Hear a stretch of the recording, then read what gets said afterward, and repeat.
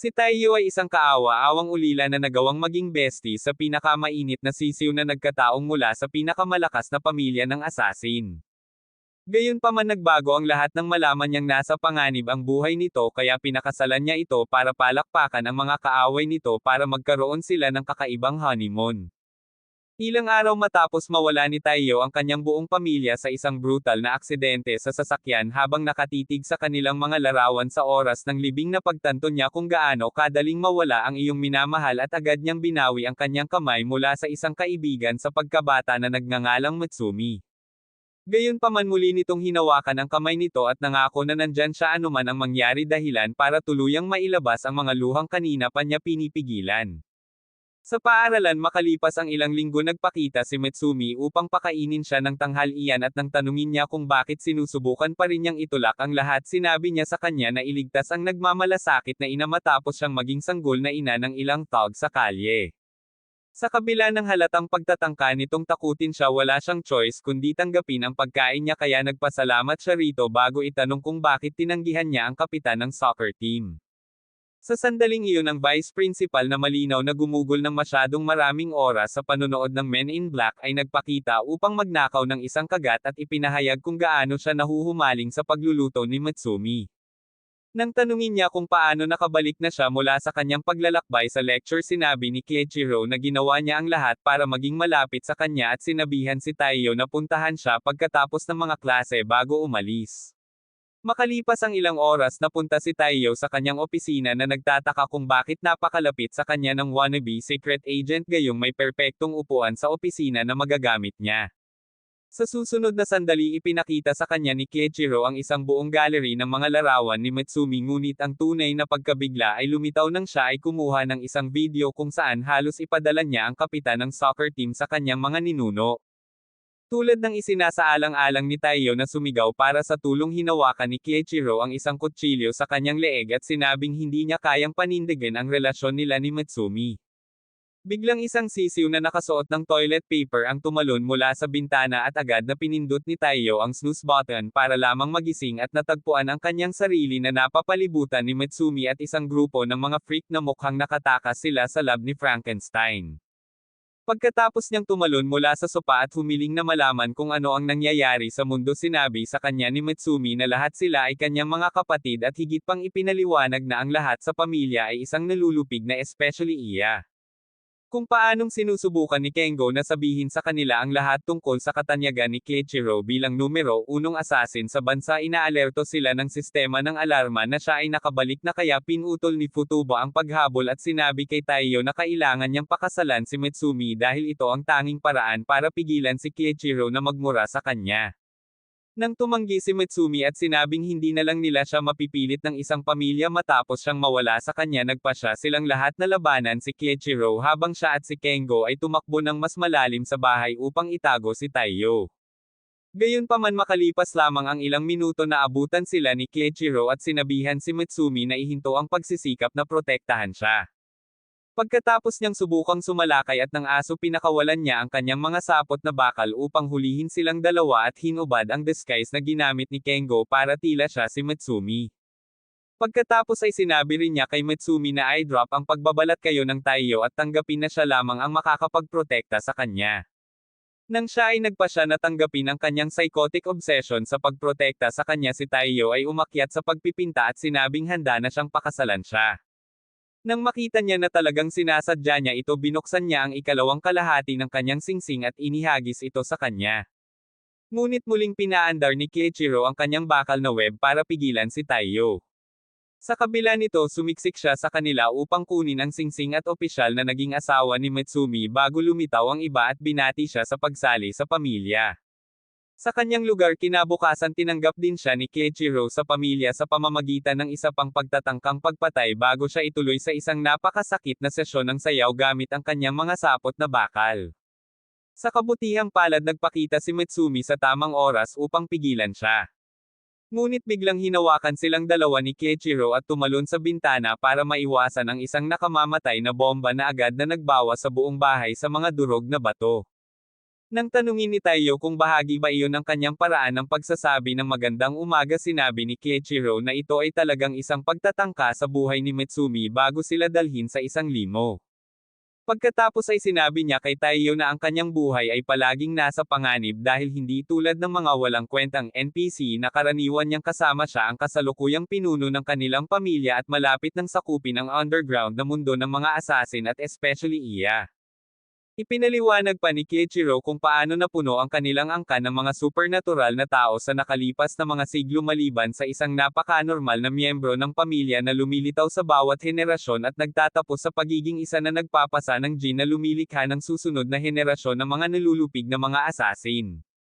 Dahil si Mitsumi ang kasalukuyang carrier at pinuno ng pamilya bilang default, sinabi sa kanya ni Kiichiro na responsibilidad ng bawat miyembro ng pamilya na panatilihin siyang buhay sa lahat ng mga gastos. Sa sandaling iyon nagsimula ang isang grupo ng mga underworld assassin ng malawak na liwanag ng araw upang ilabas siya at si Taiyo ay halos umihi habang ang limo ay naliligo sa mga bala, ngunit sinabi sa kanya ni Mitsumi na huwag mag-alala dahil ang kanilang aso si Goliath ay isang mahusay na driver. Habang si Taiyo ay nagsimulang magdasal tulad ng isang exorcist na ngayon lang nakakita ng dyablo, si Kiichiro ay nagpahinga mula sa kanyang tsaa para magnegosyo. Pagkatapos gamitin ang kanyang bakal na kasanayan sa web para gawing human barbecue ang kanilang mga kaaway, bumalik siya sa loob at sinabi kay Taiyo na pinupuntirya ng serial bomber si Mitsumi bago ibigay sa kanya ang kanyang unang misyon, na siyang panatilihing buhay sa isang buong araw. Pagkatapos ay ipinaliwanag niya kung paano gustong ipahayag ng bomber ang kanyang mga galaw sa Twitter at binigay kay Taiyo ang baril bago nangakong isasama siya sa kanyang pamilya kung may mangyari kay Mitsumi. Habang si Taiyo ay nagpapatuloy sa natitirang bahagi ng araw sa pagkakapilat sa buong paaralan para sa anumang kaina-hinala, nagsimula niyang mapansin kung gaano kalaki ang atensyon yung ibinibigay ni Mitsumi sa kanyang paligid at naging mas dedikado sa pagpapanatiling ligtas sa kanya. Gayunpaman, ilang minuto lamang pagkatapos ng tanghalian, nakalimutan niya kung paano maging isang anti-social weirdo sa isang sandali at tumatanggap ng isang piraso ng tsokolate mula sa kanyang mga kaibigan bago mahuli ang kanyang isip sa katotohanan. Ilang sandali pa nagising siya sa opisina ng student council at ipinaliwanag ni Mitsumi na sarado ang infirmary bago niya nakita ang isang bomba na nakatali sa bubong. Matapos itong sumabog, maswerte silang nakaligtas salamat sa kanyang mabilis na pag-iisip. Ngunit mabilis niyang napagtanto na tiyak na sinusubaybayan siya ng bumbero sa bawat galaw niya. Nang makita ang huling bomba na inilagay sa kanyang kamisete, nagpasya siyang isakripisyo ang kanyang sarili upang protektahan siya. Ngunit pagkatapos niyang tumalon, hindi ito pinaganya ni Kyoichiro at pinuri siya sa pananatili sa misyon. Sa sandaling makabalik sila sa loob, ang iba pa sa pamilya ay nagpakita at nagsabing sila ay talagang namamalagi sa paligid ng campus upang tulungan si Taiyo dahil ito ang kanyang unang misyon. Pagkatapos ay ibinaba ni Shinzo ang bomber at binalot siya ni Kyoichiro ng bomba bago siya itinapon sa mga ulap upang maglagay ng firework show para sa iba pa sa kanila. Pagkatapos magpalipis ng gabi sa mansyon ng pamilya ni Mitsumi, nagtungo si Taiyo sa silid ni Futowa upang pasalamatan siya sa mabuting pakikitungo at humingi ng pagsasanay upang maprotektahan niya si Mitsumi pagdating ng oras.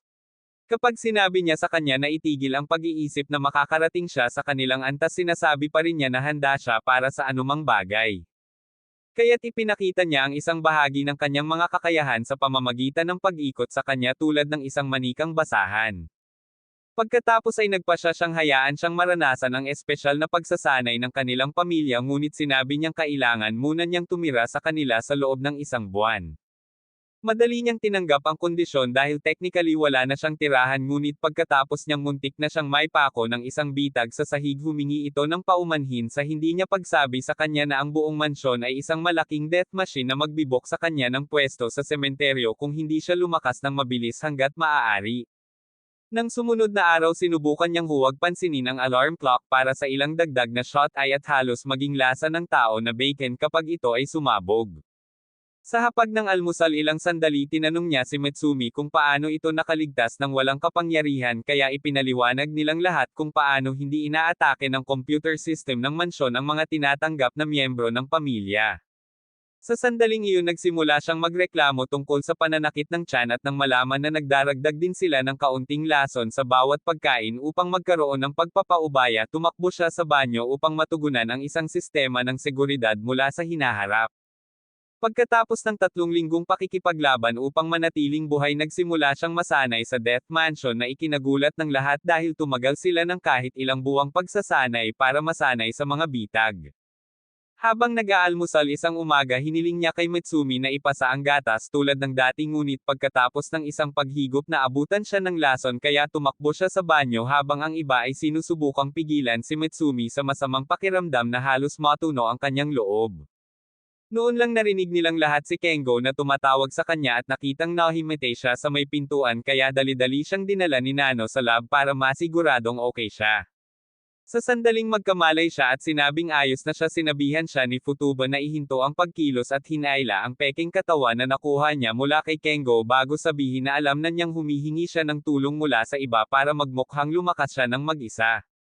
Pagkatapos ay ipinahayag niya ang kanyang pagkabigo kay Nano sa pagpapalam sa kanya na gumawa ng isang bagay na napakatanga at kapag sinubukan niyang sisihin idinagdag niya ang isang concussion sa listahan ng kanyang mga problema sa kalusugan at sinabi na kailangan niyang dahan-dahan ito bago bigyan siya ng isang libro mula noong nagsimula siyang magsanay. Pagkalipas lamang ng ilang araw siya ay ganap na gumaling salamat sa medikal na kadalubhasaan ni Nano at namamahala din sa pag-crack ng code sa banyo kaya't lahat sila ay nagdiwang sa kanya bago ang kanyang singsing ay biglang nagsimulang kumikinang. Nang makita ito, ipinaliwanag nila na tinanggap siya ng mansyon bilang miyembro ng pamilya kaya pumayag si Futuba na simulan ang kanyang pagsasanay sa assassin dahil napatunayan niyang karapat-dapat siya. Habang naglalakad papunta sa klase kasama si Mitsumi sa simula ng susunod na linggo, naramdaman ni Tayo ang isang baseball na dumiretso sa kanyang ulo at sinalo ito nang hindi man lang tumitingin, dahilan upang isipin ng coach ng baseball team na natagpuan na lang nila ang solusyon sa kanilang mga taon ng pagkabigo. Makalipas ang ilang oras, umakyat silang dalawa sa bubong para mananghalian, ngunit napansin niya ang kakaibang tingin na ibinibigay nito sa kanya at nagtanong kung may ginawa ba siya. Pagkatapos sabihin sa kanya na mag-ingat sa paraan ng paggamit niya ng kanyang mga kasanayan sa publiko, ipinaliwanag niya kung paano nagsimulang tawagin siya ng lahat ng babae na isang Walmart ninja dahil sa kanyang tahimik na hakbang. Pagbalik sa bahay noong hapong iyon, sinasamahan niya siya sa opisina ng pamilya para mag-asikaso ng 1 toneladang papeles at nang tanungin niya kung bakit siya lang ang gumagawa ng mga iyon, ipinaalala niya sa kanya na siya ang padre de pamilya bago mapansin na nakalimutan ni Kengo na magdagdag ng isang tiyak na kalakip para sa kanilang lingguhang ulat.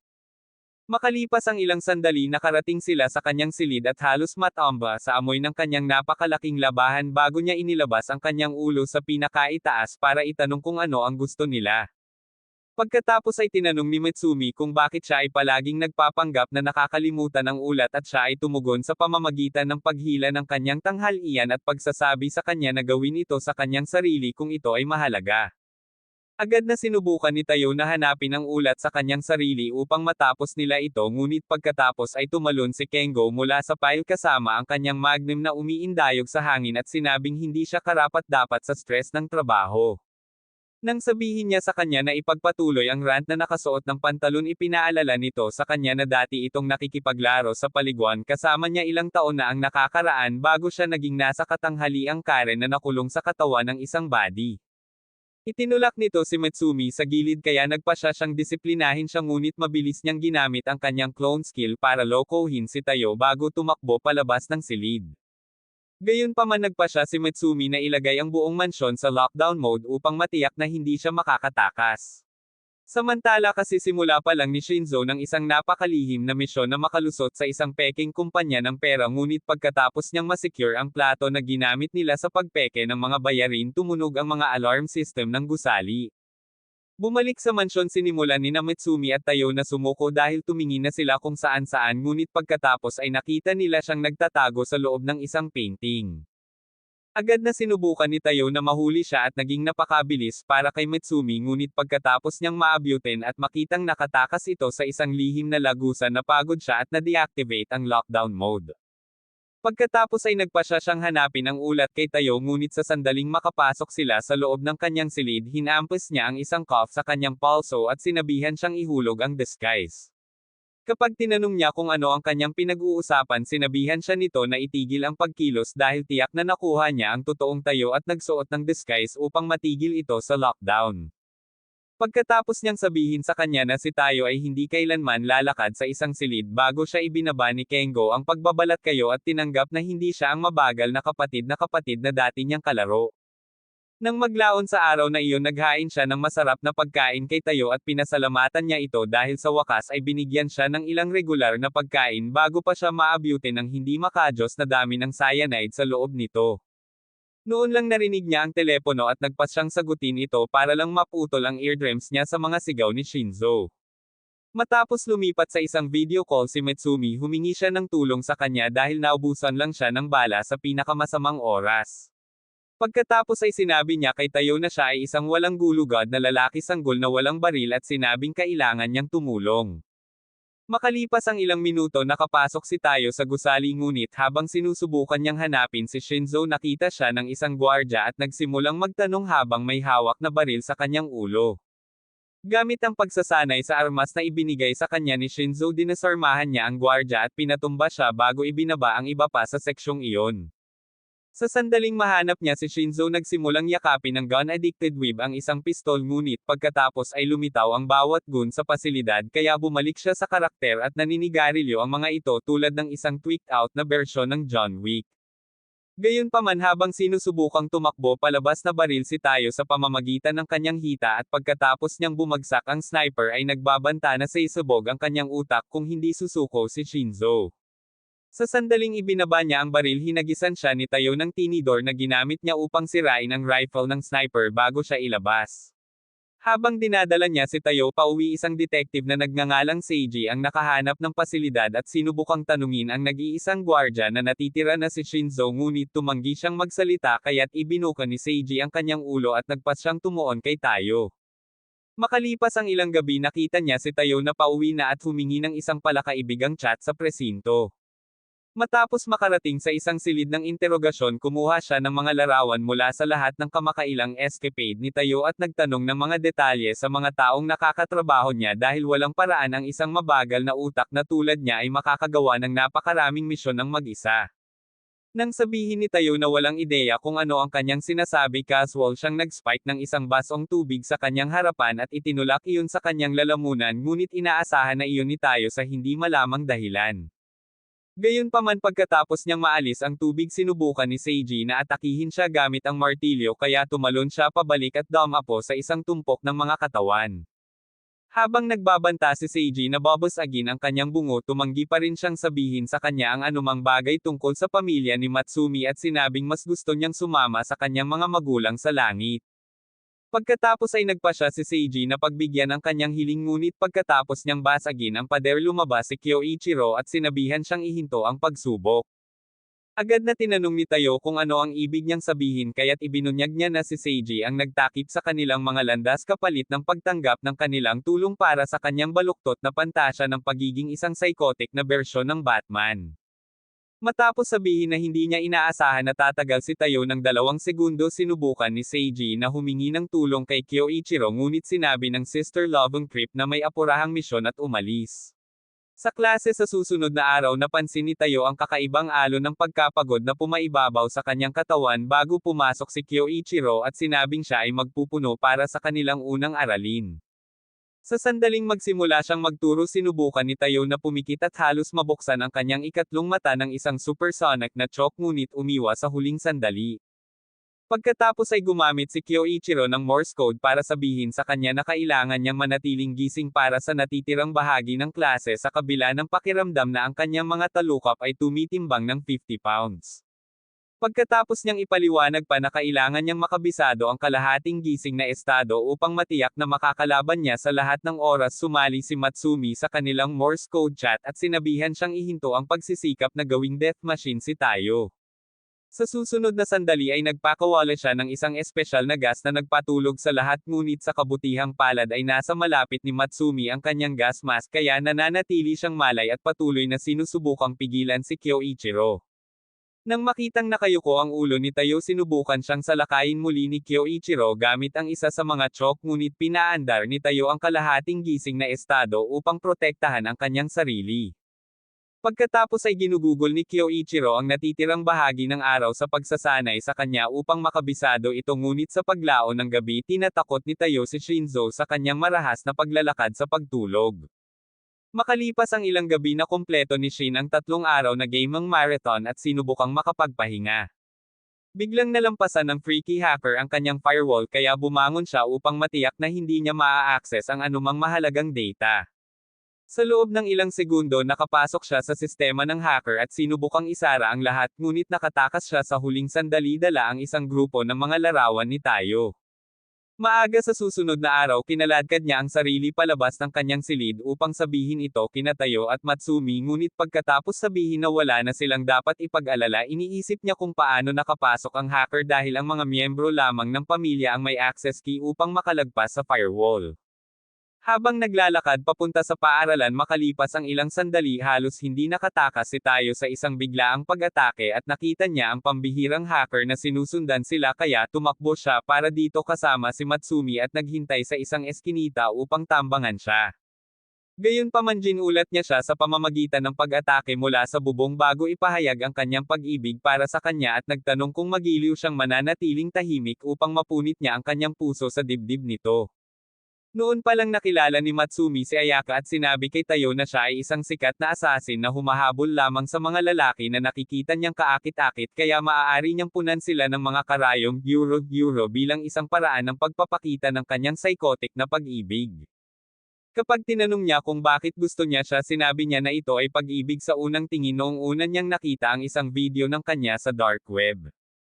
Sa susunod na sandali ibinaba niya ang isa pang mamamatay tao na namaril para sa kanya bago ipinakita sa kanya ang isang bounty na napunta sa publiko at sinabing kailangan niyang batasin ang kanyang kinambago ang iba. Matapos niyang kalmadong tanggihan ang alok at sabihing kailangan niyang manatiling buhay para kay Matsumi sinabihan siya ni Ayaka na magpasalamat kay Kyoichiro dahil kahit na siya ang nagbigay sa kanya ng passkey para magnakaw ng mga file kay Tayo nangako siya sa kanya na hindi niya gagawin ang kanyang pinakamamahal na kapatid.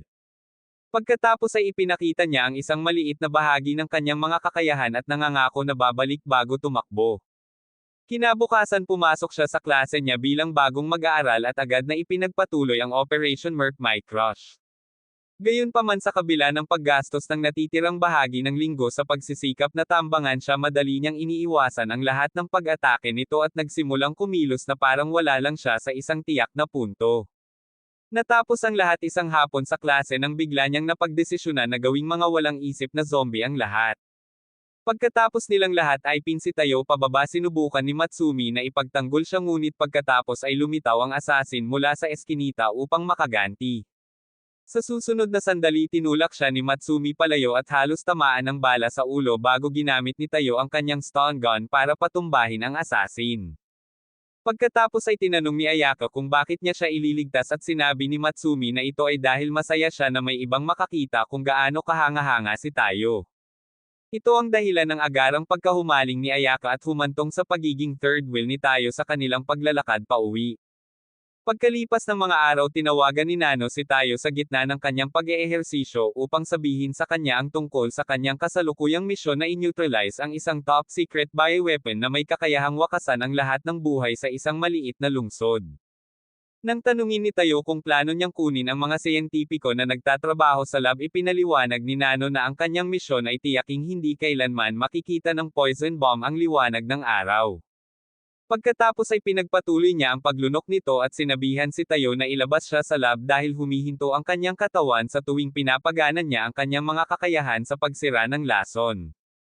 Ilang minuto matapos siyang mawala ng malay nahanap ni Tayo ang lab ngunit naghinala siya nang makita niyang karamihan sa mga gwardya ay natamba na. Sa susunod na sandali ay nakita niya ang dalawang assassin na nagngangalang Soy at Oga at agad na inihanda ang kanyang sarili para sa isang labanan.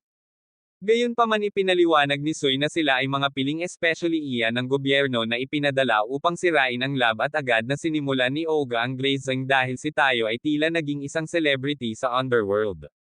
Pagkatapos niyang magpasya na tulungan silang alisin ang lahat sa lab sa wakas ay nahanap na nila si Nano. Ngunit nang tumakbo si Tayo upang tingnan siya sinalakay siya ni Oga at sinabihan siyang manatili sa likod dahil kailangan nilang palitan si Nano upang matiyak na hindi nalalabas ang lason.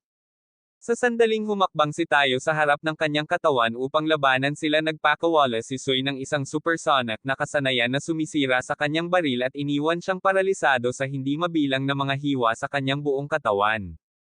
Pagkatapos ay ipinangako niya na gagawing walang sakit ang mga huling sandali ni Nano ngunit nagising siya sa huling sandali at ipinangako kay Soy na ang lason ay na-neutralize. Pagkatapos niyang ipakita sa kanya ang isang patch ng lason upang patunayan ito nagpasya si Soy na iligtas siya at ibigay ang isang espesyal na pamahid para sa mga sugat ni Tayo bago sabihin na walang kabuluhan na iligtas ang gayong kalunos-lunos na mahina. Sa mansyon kinabukasan nagpasya si Kyoichiro na dahan daw ang magluto si Tayo dahil sa pagdudulot ng kahihiyan sa pamilya ngunit dumating sina Nano at Mitsumi sa tamang oras upang iligtas siya. Nang sabihin niya sa kanya na huminto at sinabing siya ay talagang karapat-dapat na parusahan dahil sa pagkakaroon ng negatibong epekto sa reputasyon na itinayo nila sa underworld sinabi sa kanya ni Kyoichiro na itigil ang pag-iisip ng isang walang talento na walang makakapigil sa mga tao na matakot sa kanya. Pagkatapos ay nag-aalok siya na iligtas siya kung nagawa niyang tabyusan ang kanyang sarili sa pamamagitan ng pagiging mas mahusay kaysa kay Soy. Pagkalipas ng mga araw ng tren napansin siya ni Soy at sinabi niyang naramdaman niya ang kawalan ng aura 1 milya ang layo. Matapos aminin ni Tayo na mahina siya at sinabing plano niyang buntot siya hanggang sa matuto siyang lumakas sinabihan siya ni Soy na sumuko dahil hinding-hindi na niya ito makakasabay. Sa sandaling makarating sila sa paghinto ina-activate niya ang kanyang light speed skill para gumalaw ng walang detection ngunit mabilis na nakaisip si Tayo ng paraan para makasabay kaya pinunit ni Soy ang kanyang damit para manatiling abala siya. Sa kabila nito ginugugol ni Tayo ang mga sumusunod na linggo sa pagsunod sa kanya at kay Oga sa bawat misyon at tumangging sumuko sa kabila ng paglantad ng kanyang mga maninang maraming beses kaysa sa kanyang mabilang. Pagkalipas ng mga araw sa wakas ay nagawa niyang matapos ang isang buong araw na buo pa rin ang kanyang mga damit ngunit pagkatapos ay nagpasya si Soy na oras na para tapusin ang kanilang kakaibang laro ng tag. Pagkatapos mangako na gagawin ito ng mabilis sumingit siya ngunit nakakagulat na pinigilan siya ni Tayo sa gitna ng pag-atake dahil ang hindi mabilang na mga nahubaran ay nakatulong sa kanya na makabisado ang daloy ng mga hiwa ni Soy. Pagkatapos ay kinakain niya ang fun-size na shredder sa kabilang panig ng sementeryo na naging dahilan upang tanggapin ni Soy na mayroon talaga siyang potensyal. Habang sinimulang linisin ni Oga ang kanyang mga sugat at pinuri siya nagpasya si Soy na ihinto ang pagtrato sa kanya na parang isang ganap na pag-aaksaya ng buhay. Ilang araw pagkatapos noon pinasundan siya ni Mitsumi sa parke na may sapat na supply para sa all-you-can-eat buffet. Pagkatapos ay sinubukan niyang alamin kung ano ang binalak nito at nabigla ang buhay nito nang matagpuan niya si Soy at binati siya na parang mga matandang kaibigan. Nang tanungin niya kung paano sila magkakilala ipinaalala sa kanya ni Mitsumi na lahat ng tao sa underworld ay nag-cross ang landas sa isang punto. Pagkatapos sabihin na dapat nilang isave ang chit-chat para sa meeting kasama ang kanyang amo dinala sila ni Soy sa isang cafe at nag-order ng milkshake na parang biohazard. Gayunpaman agad na sinimula ng cashier ang pagsuntok nito ngunit sa halip na isang milkshake nahuhulog sila sa isang chute. At habang sinasamantala ni Soy ang pagkakataon na ipakita kay Mitsumi kung paano kumikilos ang isang tunay na lalaki si Tayo ay nagtatapos sa pakikipaglaban upang manatiling buhay hanggang sa makarating sila sa ilalim. Sa sandaling iyon nailigtas siya mula sa isang malaking bato ng isang body na may mas maraming gatas kaysa kay Sydney Sweeney. Makalipas ang ilang sandali sinimulan ni Ran na kainin ang lahat ng cake na dala nila habang ipinaliwanag ni Mitsumi na siya ang pinuno ng elite squad ni Soy at kaklase rin ni Kyoichiro. Tulad ng sinabi ni Ran sa kanya na huwag banggitin ang pangalan ng Alabama Freak sa paligid niya sumabog siya sa pader at hiniling na palayain si Mitsumi. Pagkatapos ay sinabi sa kanya ni Ran na siya ay dumating ng mag-isa dahil siya ay napagod sa pagkakaroon ng isang kapatid na lalaki na patuloy na sumusubok na maging freaky. Sa susunod na sandali nagsimula sila ng isang labanan na dahan-daang sumisira sa buong sahig kaya sinubukan ni Soy na pigilan sila para lang matamaan sa isang tabi na parang walang kwentang langaw. Nang biglang pumasok si Mitsumi sa pagitan ng kanilang mga suntok upang pigilan sila itinulak ni Tayo ang kanyang ulo pababa at naduraj ang kanyang cheekbone sa proseso. Gayunpaman napagtanto nito si Ran na mapagkakatiwalaan siya kaya humingi siya ng tulong sa kanya upang matuklasan ang mga plano ng isang politiko na kamakailan lamang ay naging paborito ng bansa sa kabila ng katotohanan na siya ay nagsusuot ng parang mascot ng KFC at nahuhumaling sa pagsasayaw. Sinabi rin niya sa kanya ang tungkol sa paglalakbay kasama ang mga assassin na nagtatrabaho para sa kanya at sinabing kailangan nila ng bago sa underworld dahil madaling mapansin ni Yoshimasa ang sinumang miyembro ng kanyang squad o sinuman sa mga kapatid ni Matsumi. Sa isang rally kinabukasan ipinakilala ni Yoshimasa ang kanyang pinakabagong assistant sa kanyang mga taga-suporta at habang sumasayaw silang lahat nagsimulang magsisi si Tayo na pumili ng babaeng disguise para sa misyon. Sa susunod na 2 araw binibigyang pansin niya si Yoshimasa at ang kanyang mga assassin triplets para makuha ang kahit katiting na pahiwatig ng kanilang plano ngunit patuloy lang silang sinus index sa kanilang kakilakilabot na pagsasayaw. Nang magkamali si Yoshimasa na pilitin siyang sumayaw sa kanila sa wakas ay napagtanto niya na gumagamit sila ng Morse code sa buong oras na ito at mabilis na natutunan ang lahat ng mga detalye ng kanilang mga plano na pasabugin ang lahat ng kanyang mga operasyon. Pagkalipas ng ilang araw nag-set up sila para sa isang pulong kasama ang bawat public figure na hindi sumuporta sa kanya at matyaga niyang hinihintay na umakyat sila sa entablado bago iset ang bomba ngunit nabigla silang lahat ng ito ay pumutok sa fountain. Sa susunod na sandali itinutok ni Yoshimasa ang kanyang baril kay Tayo at sinabing lagi niyang alam bago hilahin ang gatilyo. Pagkatapos niyang mag-deploy ng pangalawang bomba na inilagay nila sa huling sandali ang buong bulwagan ay natatakpan ng himulmal at si Tayo ay bumangon para sabihing hindi lang siya ang may mga panlilinlang. Pagkatapos ay naghanda ang triplets na ibaba siya ngunit nasira ni So ang kanilang mga baril sa isang iglap kaya tumakbo sila para dito. Makalipas ang ilang minuto napunta si Tayo sa isang bus na pinapanood si Yoshimasa habang dinadala nila siya sa isang pasilidad ng bilangguan ngunit pagkatapos ay biglang sinabi ng medyo buntis na payaso na ang aksidente na Sumire sa kanyang pamilya ay binalak. Sa sandaling magsimulang magtanong si Tayo para sa katotohanan tumawag si So upang sabihin sa kanya na ang punong ministro ay inagaw pagkatapos pumutok ang pangalawang bomba. Sa sandaling iyon sinabi ni Yoshimasa na kailangan niyang lumabas at maghulog ng hikaw na sumabog sa buong bus. Matapos mailabas ni Tayo ang kanyang sarili sinabi sa kanya ni Su na si Yoshimasa ay talagang isang assassin tulad nila bago siya biglang nawala ilang taon na ang nakakaraan at pinaniwalaan ang lahat na siya ay patay na. Makalipas ang ilang minuto sumama siya sa punong ministro sa lugar ng pagdukot para sa isang live na broadcast sa buong bansa at pagkatapos habarin ang kanyang pagbabalat kayo inamin niya ang hindi mabilang na mga pagpatay at sinabihan ang ministro na umamin sa kanya o kunin ang isang bala sa ulo. Tulad ng sinabi ng ministro sa kanya na tapusin ito tinapos ni Tayo ang broadcast sa pamamagitan ng pagbaril sa kamera. Pagkatapos ay sinabihan niya si Yoshimasa na sumuko ngunit tumanggi siya at sinabi kay Tayo na walang silbi ang kanyang baril dahil hindi siya malapit. Sa sandaling iputok niya ang baril sumugod si Tayo para aipin siya ngunit siya ang nahuli at nalilito kung gaano kadali para kay Yoshimasa na basahin ang lahat ng kanyang mga galaw. Pagkatapos lumitaw ang triplets umatras si Tayo para planuhin ng maayos ang susunod niyang galaw ngunit nagpapakita rin si So at gumamit ng kombinasyong galaw para kunin ang triplets sa ilang palapag. Sa susunod na sandali sinisingil ni Tayo ang isa sa mga may lason na kutsilyo ni Shinzo ngunit binasa muli ni Yoshimasa ang kanyang pag-atake at sinaksak siya nito. Habang siya ay dumudugo at nagpupumilit na manatiling malay hinihintay ni So ang triplets na pagsamahin ang kanilang mga kakayahan sa isang malaking bola ng apoy bago gamitin ang kanyang kasanayan sa pagsonic na hakbang para alisin sila.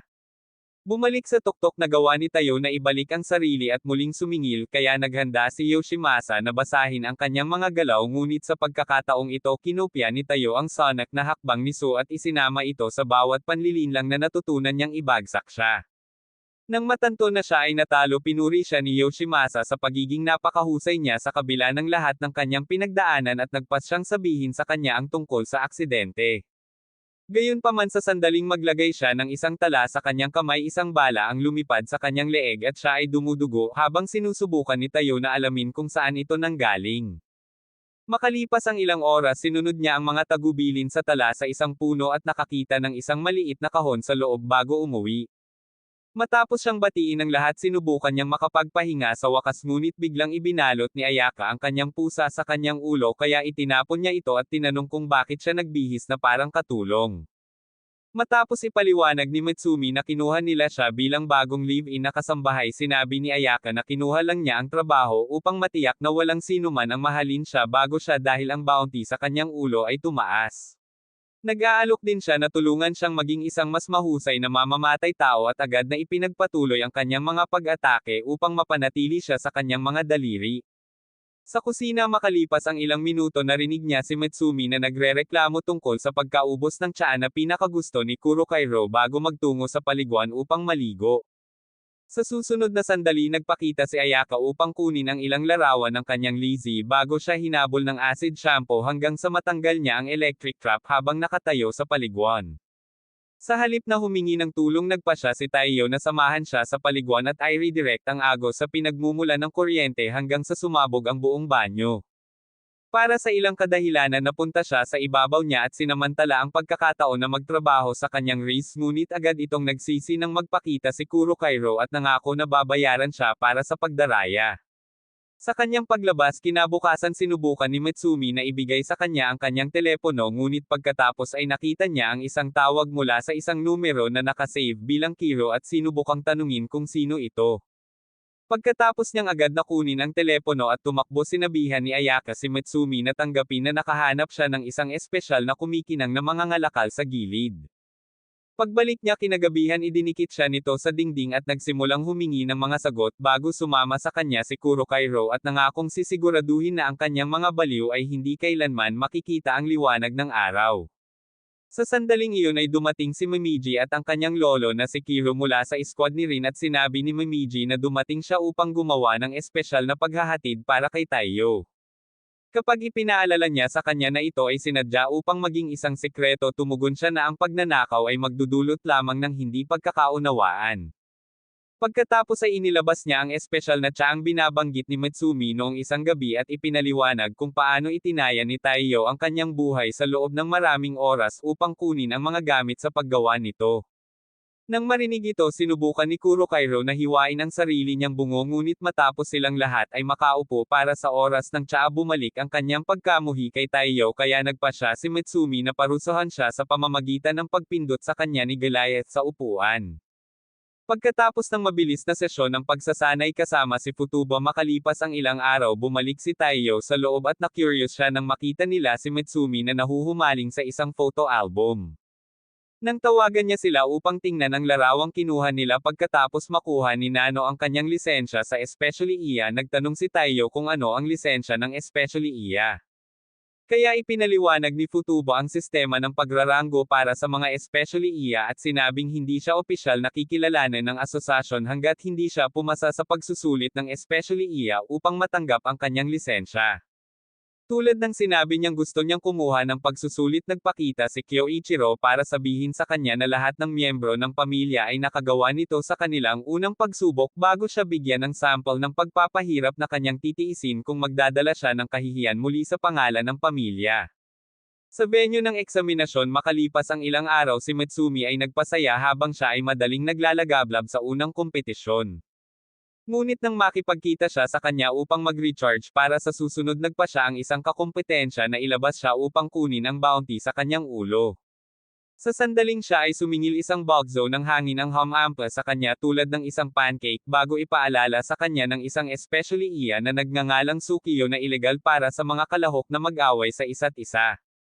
Pagkaalis niya sinubukan siyang pasalamatan ni Taiyo, ngunit agad siyang nagsimulang humingi ng mga friendly backshot. Pagkatapos ay sinabihan ni Taiyo si Mitsumi na tumakbo, ngunit tiningnan niya si Sukiyo bago sabihin kay Taiyo na huwag mag-alala dahil alam ng lahat sa underworld na siya ay isang hindi nakakapinsalang mahilig sa sausage na freak. Pagkatapos ay nagbanta siya na putulin ang kanyang walang kwentang mani dahil ayaw nitong gamitin ang mga ito sa tamang paraan, ngunit tumugon siya sa pamamagitan ng pagkaladkad kay Taiyo para sa natitirang bahagi ng pagsusulit. Matapos magtiis ng ilang oras na nakakapagod, iilan lang sa mga examinees ang nakarating sa huling yugto at lahat sila ay nasa sabik ng makarinig sila ng isang anunsyo na nagsasabing kailangan lang nilang maglakad hanggang sa dulo ng bulwagan para makuha ang kanilang lisensya. Gayunpaman ang buong palapag ay biglang nagsimulang magkawatak-watek kaya lahat sila ay tumakbo upang marating ang dulo ngunit pagkatapos ng halos lahat ng iba ay mahulog sa tubig sa ilalim ang Mohawk Ambassador ay hinampas ang kanyang kamao kay Taiyo upang matamba siya.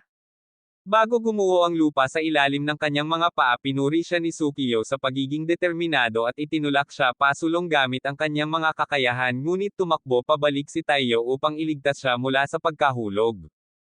Nang sabihin niya kay Sukiyo na huwag itapon ang kanyang kuha sa pagkuha ng lisensya pinabalik silang dalawa ng Zesty Airbender sa bulwagan bago sabihin kay Taiyo na nakapasa na siya. Isa na pala siyang especially iya na may ranggo na pilak at nagsisilbi lamang siyang tagasuri upang makita kung sino sa kanila ang buo pa rin ang dignidad. Noon lang inagaw ng isa pang examiner ang lisensya mula sa Mohawk Ambassador at pagkatapos na kolektahin ito mula kay Sukiyo tinanong ni Taiyo kung nagbibiro din siya tungkol sa mga backshot ngunit sinabi ni Sukiyo na sinadya niya ang bawat salita at sinusubukang maging freaky doon. Pagkalipas ng ilang araw nabalitaan ni CG ang tungkol sa pagtakas ng isang pangunahing prioridad na bilanggo at agad na nagpasya na tawagan si Kyoichiro. Samantala si Taiyo nakakauwi lang ay nakakita ng isang matandang geezer na nagtatago sa kanyang bag at nag-freeze sa gulat.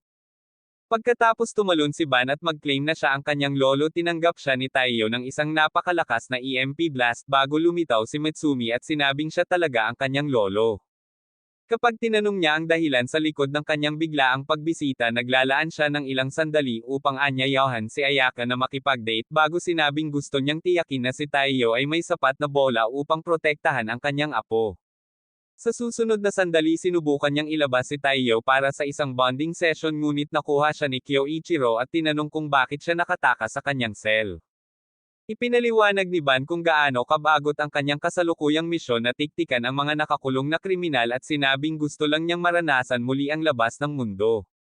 Matapos sabihin sa lahat na gustong-gusto ni Ban na mag-leak ng classified intel para mapabilib ang mga asarol nangako si Kyoichiro na ibabalik siya sa bilangguan ngunit pagkatapos ay sinabi sa kanya ni Ban na ang pagkakaroon ng uban na buhok ay hindi nagpapahina sa kanya kaysa sa kanyang kalakasan. Sa susunod na sandali ay nakatakas siya sa mga sapot na bakal ni Kyoichiro at nag-deploy ng smoke bomb para makatakas kasama si Taiyo. Pagkaraan ng ilang oras sa isang bar napagod si Taiyo na panoorin ang kanyang kalunos-lunos na pagtatangka sa pagiging isang manlalaro at gumamit ng espesyal na pandikit mula kay Nanao para aipin siya sa upuan. Gayunpaman madaling tumalon si Ban sa kanyang mga damit upang ipakita ang kanyang Jinutay-gutay na katawan at halimaw na magnum sa mga kababaihan. Pagkatapos ng ilang minutong pag-iwas sa lahat ng mga pag-atake ni Taiyo sinabi sa kanya ni Ban na subukang muli sa loob ng isang dekada ngunit biglang na-curious si Taiyo at nagtanong kung bakit hindi niya magawang maghintay hanggang matapos ang kanyang misyon kung gusto niya lang talaga silang makita. Sumagot si Ban na dapat ngayong araw na ito at nagsimulang magkwento sa kanya tungkol sa lola ni Mitsumi at kung paano niya ito iniligtas mula sa pagiging isang walang kwentang street thug sa kanyang perpektong kagandahan. Ilang minuto sa kanilang pag-uusap nagpakita si Keiko at tinitiyak na hindi siya makakatakas na may espesyal na handcuff rig na seisubog kung gagamitin niya ang kanyang mga kakayahan.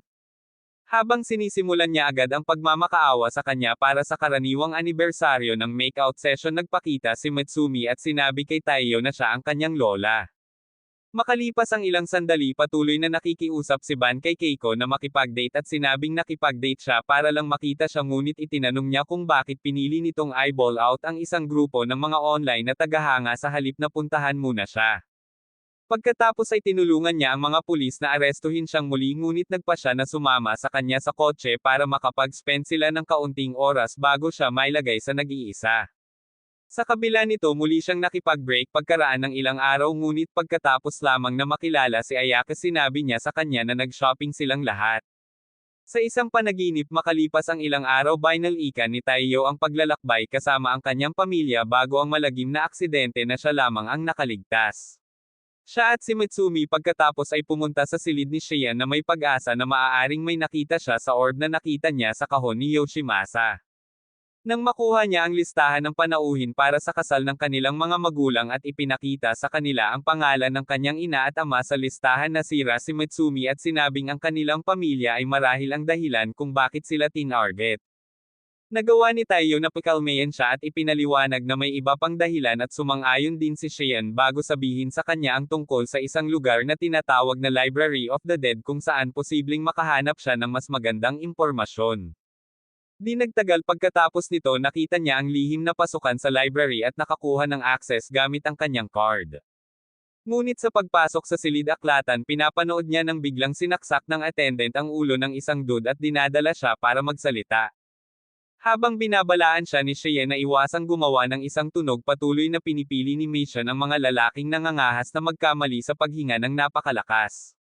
Matapos ang halos isang oras na paghahanap nakahanap si Taiyo ng isang libro na may mga detalye ng aksidente ng kanyang pamilya ngunit nadismaya dahil ipinapakita lamang nito sa kanya ang alam na niya. Gayunpaman napansin niya ang isang puwang para sa asul na globo kaya ibinaba niya ito at nakita na ang kanyang pamilya ay talagang pinaslang ng isang grupo na tinatawag na Tanpopo. Bumalik sa mansyon mamaya sa araw na iyon ginawa siyang lab rat ni Kyoichiro para sa kanyang pinakabagong pamamaraan ng pagpapahirap bago ihayag na si Tanpopo ang grupo sa likod ng pagkamatay ng ina ni Matsumi. Pagkatapos ay sinabi niya kay Taiyo na ang kanyang pagkatuklas sa nangyari sa kanyang mga magulang ay nakatulong sa kanya na paliitin ang listahan ng mga sospek na sangkot sa isang serye ng mga pagpatay na ginawa sa larangan ng medikal noong panahon ng aksidente. Dahil ang pangunahing sospek na ngayon ay isang doktor na nagngangalang Makoto nagmumungkahi si Kyoichiro na pumasok sa kanyang klinika upang malaman kung paano siya konektado sa lahat. Nang sumunod na hapon sina Mitsumi at Taiyo ay parehong nagbabalat kayo bilang isang may sakit na matandang lalaki at ang kanyang asawa bago pumunta sa klinika para sa isang check-up. Pagkatapos ng ilang minutong paghihintay pinatawag sila upang makita si Makoto na pagkatapos ay nagpapatakbo ng ilang pagsusuri lahat habang mukhang perpektong doktor. Ilang oras pagkatapos ng paglubog ng araw tuluyang umalis si Makoto sa kanyang opisina para sa gabi kaya't pumasok si Taiyo sa loob para i-hack ang kanyang computer sa tulong ng mga device ni Shan. Sa loob lamang ng ilang minuto nakahanap siya ng classified na impormasyon sa espesyal na protina na ipinasa sa pamilya ni Mitsumi upang lumikha ng mga nalulupig na especially iya tulad ng kanyang mga kapatid. Kung paanong nakahanap siya ng plano na kunin ang kanyang puso at artificial na likhain ang protina para kumita inatake siya ni Makoto at hinubad ang disguise bago ipahayag ang kanyang pagkabigla nang makitang buhay pa siya. Nang tanungin ni Taiyo kung siya ang may pananagutan sa aksidente pati na rin ang nangyari sa nanay ni Mitsumi sinabihan siya ni Makoto na tanungin sila kapag nakarating na siya sa kabilang panig. Gayunpaman pagkatapos niyang saksakin ang isang bakal na plato sa kanyang kamisete sinipa siya pabalik ni Taiyo at sinubukang i-zap siya ngunit nakuha niya ang putok gamit ang kanyang mga kamay bago gumamit ng flashbang upang makatakas. Sa kabutihang palad nakuha na ni Taiyo ang lahat ng data kaya ipinangako niya sa kanyang sarili na alamin ang buong katotohanan at panatilihing protektado si Mitsumi habang nandoon. Sa mansyon mamaya sa gabing iyon ina-upload niya ang lahat ng data sa isang computer upang makahanap ng higit pang mga pahiwatig ngunit pagkatapos ng ilang minuto ng walang kwentang impormasyon nakakita siya ng isang bangkos ng mga resibo para sa isang reserbasyon sa hotel. Nang mapagtanto na ang hotel ay may katulad na pangalan sa Dandelion Tattoo na mayroon ng bawat miyembro ng Tanpopo nagpasya siyang maghanap ng higit pang mga sagot sa hotel. Nang sumunod na araw nagawa niyang lumabas sa ilalim ng pagkukunwari ng isang bagong empleyado at tumawag si Kyoichiro para sabihin sa kanya ang tungkol sa ilang intel na natanggap niya na nagsasabing naka-check-in na si Makoto sa isang suite sa tuktok ng hotel. Pagkatapos ding sabihin sa kanya na pinadala niya si Shinzo para mag-alok ng backup binati niya ito ng swerte at ibinaba ang telepono bago humarap kay Futaba na pagkatapos ay nagtanong kung bakit siya biglang naging matulungin. Matapos sabihin na ginagawa lang niya ito para matulungan si Taiyo na maisara ang nangyari sa kanyang pamilya sinabihan niya itong subukang isipin ang kanyang negosyo at umalis. Noon kakahanap lang ni Taiyo ng elevator kaya sinubukan niyang dalhin ito sa suite ngunit matapos masuntok ang kanyang bungo sa pader sinabi sa kanya ng isa pang empleyado na ang tuktok ay hindi limitado sa mababang antas ng mga magsasaka tulad niya. Makalipas ang ilang minuto nagsimulang umakyat si Taiyo sa hotel gamit ang isang espesyal na pares ng guwantes na ibinigay sa kanya ni Nanong ngunit nang malapit na siya sa tuktok ang salamin ay nagsimulang pumutok nang magsimulang makipagtalo ang isang napakaulo-ulo na gold digger sa kanyang sugar daddy dahil sa hindi niya pagpayag na makuha ang pinakabagong Louis V na pitaka. Pagkatapos niyang ihagis ang pinakamainit na florera na mahahanap niya nahulog si Taiyo sa pool at muntik nang mamatay sa atake sa puso bago niya marinig ang sinabi ng isang babae sa isa sa mga attendant na dalhin ang kanyang alagang leon sa kanyang suite. Di nagtagal pagkatapos noon sumama kay Makoto sa kanyang suite ang isang malakas na Chad na tinatawag na Noman upang sabihin sa kanya ang tungkol sa isang kaina-hinalang empleyado na nagsisikap na umakyat sa tuktok ngunit hindi ito pinansin ni Makoto upang tanungin kung maaari siyang magsuot ng kamisete na katatapos lang niya. Matapos tumanggi si Noman ibinibigay niya ang pinakabagong batch ng isang partikular na gamot at nangako na wala ng anumang side effect sa pagkakataong ito. Noon lang nakita nila ang leon bago sinabihan silang dalawa na tumahimik ngunit pagkatapos makilala ni Makoto ang boses at tanungin si Taiyo kung bakit niya pinagsisisihan ang desisyong iligtas ang kanyang buhay tinanggal ni Taiyo ang pagbabalat kayo. Sa susunod na sandali inilabas ni Noman ang isang buong frame ng salamin at ibinato ito sa kanya bago siya sinubukang durugan ng isang malakas na suntok. Pagkatapos ay sinabihan siya ni Makoto na gamitin ang Taiyo upang subukan ang gamot bago lumipad. Matapos itong bunutin mula sa pouch at ipaliwanag na ito ay isang artificial na bersyon ng protina na nagbibigay sa pamilya ni Matsumi ng kanilang mga kapangyarihan ginawa niya ang kanyang sarili sa isang budget-friendly na adaptasyon ng Red Hulk at nagpapatuloy na baliin ang halos lahat ng buto sa katawan ni Taiyo. Samantala tumawag si Makoto sa isang misteryosong kasamang nakasuot ng damit na kalalabas lang sa labas ng hotel. Nang si Noman ay hinawakan si Taiyo sa leeg upang tapusin siya si Shinzo ay sumabog sa silid at binaril si Noman gamit ang isang plasma beam bago armado ang kanyang sarili sa bawat baril sa kanyang high-tech na basurahan. Matapos makaligtas sa pagsabog tinanong ni Noman kung iyon ang pinakamahusay na magagawa ng isang miyembro ng pamilya Yozakura kaya ibinuhos ni Shinzo ang lahat ng kanyang mga clip sa kanya bago itapon si Taiyo palabas ng gusali. Sa susunod na sandali sumingit si Noman upang salakayin siya ngunit madali siyang pinigilan ni Shinzo hanggang sa ipakita niya sa kanya ang isang buton na naka-embed sa kanyang mga ngipin at sinabing saysubog niya ang buong hotel sa susunod na linggo kung hindi siya atres. Naiwan na walang ibang pagpipilian huminto si Shinzo sa pakikipaglaban at naging lab rat ni Noman ngunit pagkatapos ng ilang minutong pagyanig sa buong hotel sa kanyang malalakas na suntok tinanong ni Noman kung bakit hindi na lang siya susuko. Pagkatapos ay sinabi sa kanya ni Shinzo na ang pagiging mutant ay hindi magbibigay sa kanya ng parehong kapangyarihan sa pagsuntok gaya ni Mike Tyson.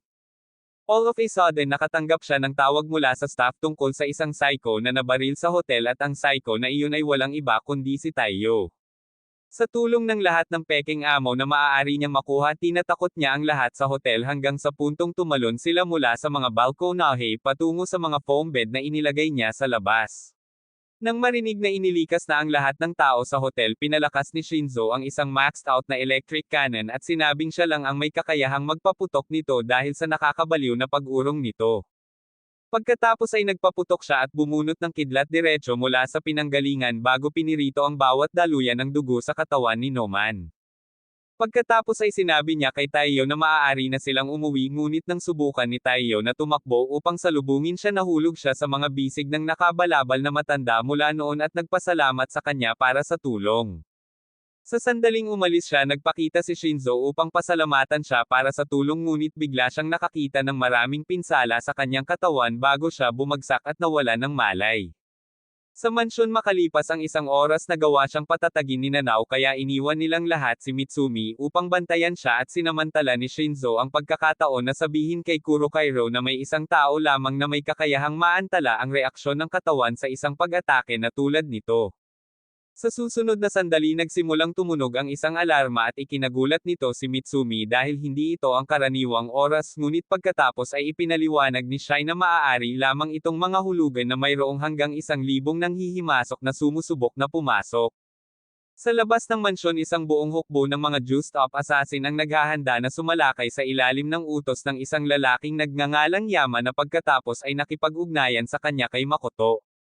Habang dumiretso silang lahat para sa pasukan nakasalubong nila si Goliath na pagkatapos ay ibinunyag ang kanyang pinakamakapangyarihang anyo bago sila trituhin tulad ng kanyang mga larwang ngumunguya.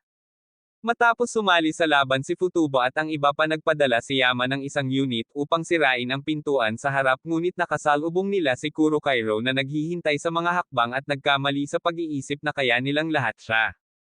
Gamit ang kanyang mga sapot na bakal hawak niya ang unang grupo sa pwesto habang pinupunit ni Goliath ang pinakamaraming kaya niyang lumubog sa kanyang mga ngipin. Sa susunod na sandali nagpasya si Yama na kunin ang mga bagay sa kanyang sariling mga kamay at humingi ng paumanhin ng maaga bago niya itinapon ang kanyang sarili sa hangin at binasag ang panga ni Goliath ng isang malakas na suntok na nagdulot sa kanilang dalawa na bumagsak sa pintuan.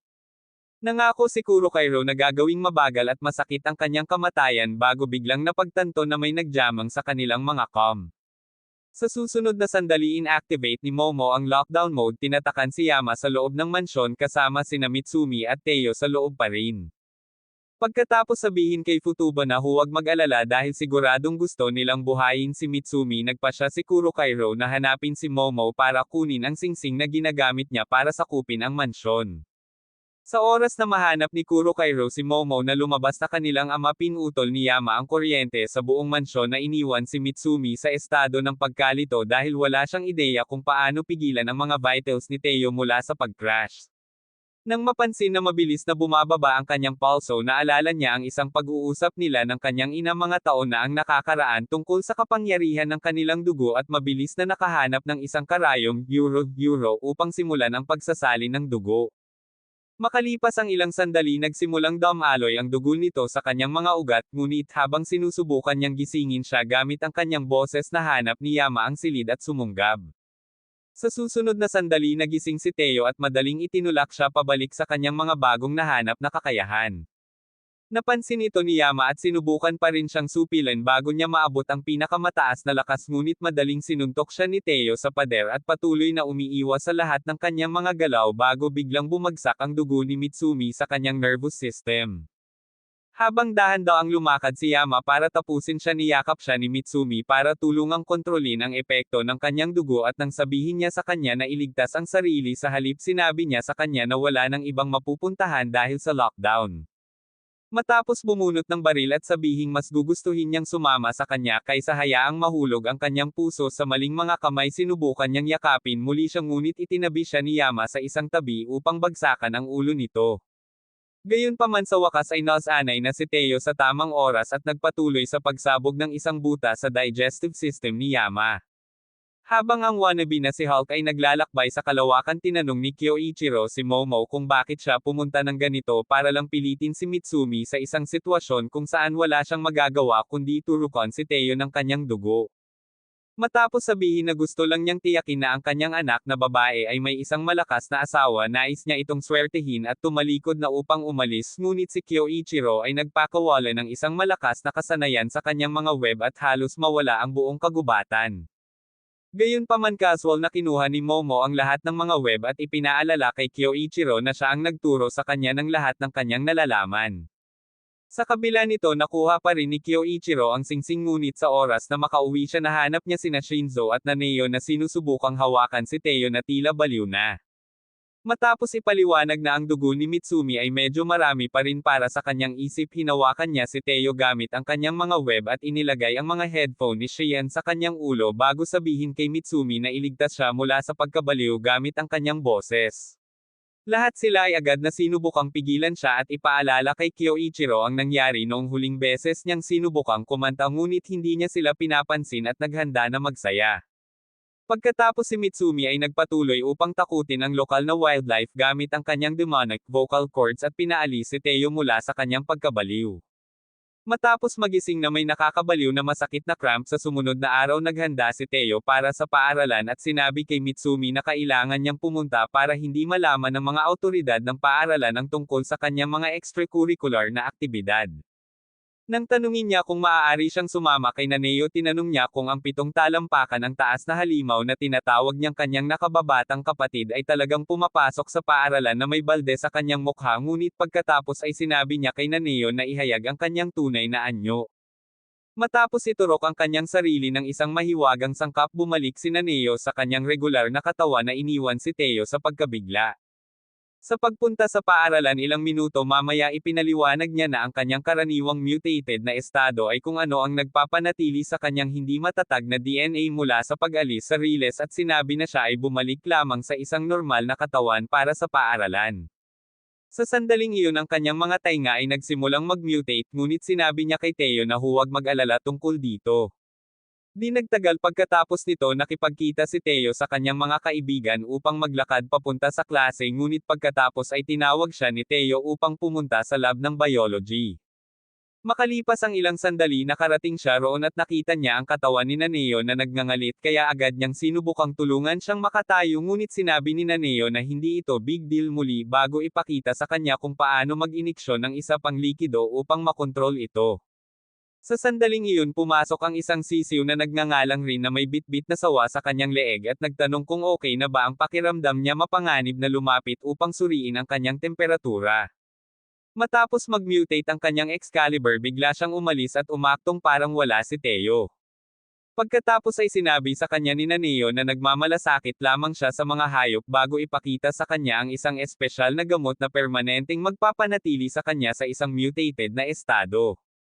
Ipinaliwanag pa niya na walang saysay ang pakikipaglaban sa kanyang katawan ngunit tulad ng sinusubukan niyang mag-inject ng sarili pinigilan siya ni Teo at ibinaling ang kanyang mga mata sa Niagara Falls bago nangakong tutulungan siyang mapanatili ang isang normal na buhay hanggang sa matutunan niyang kontrolin ang kanyang mutation.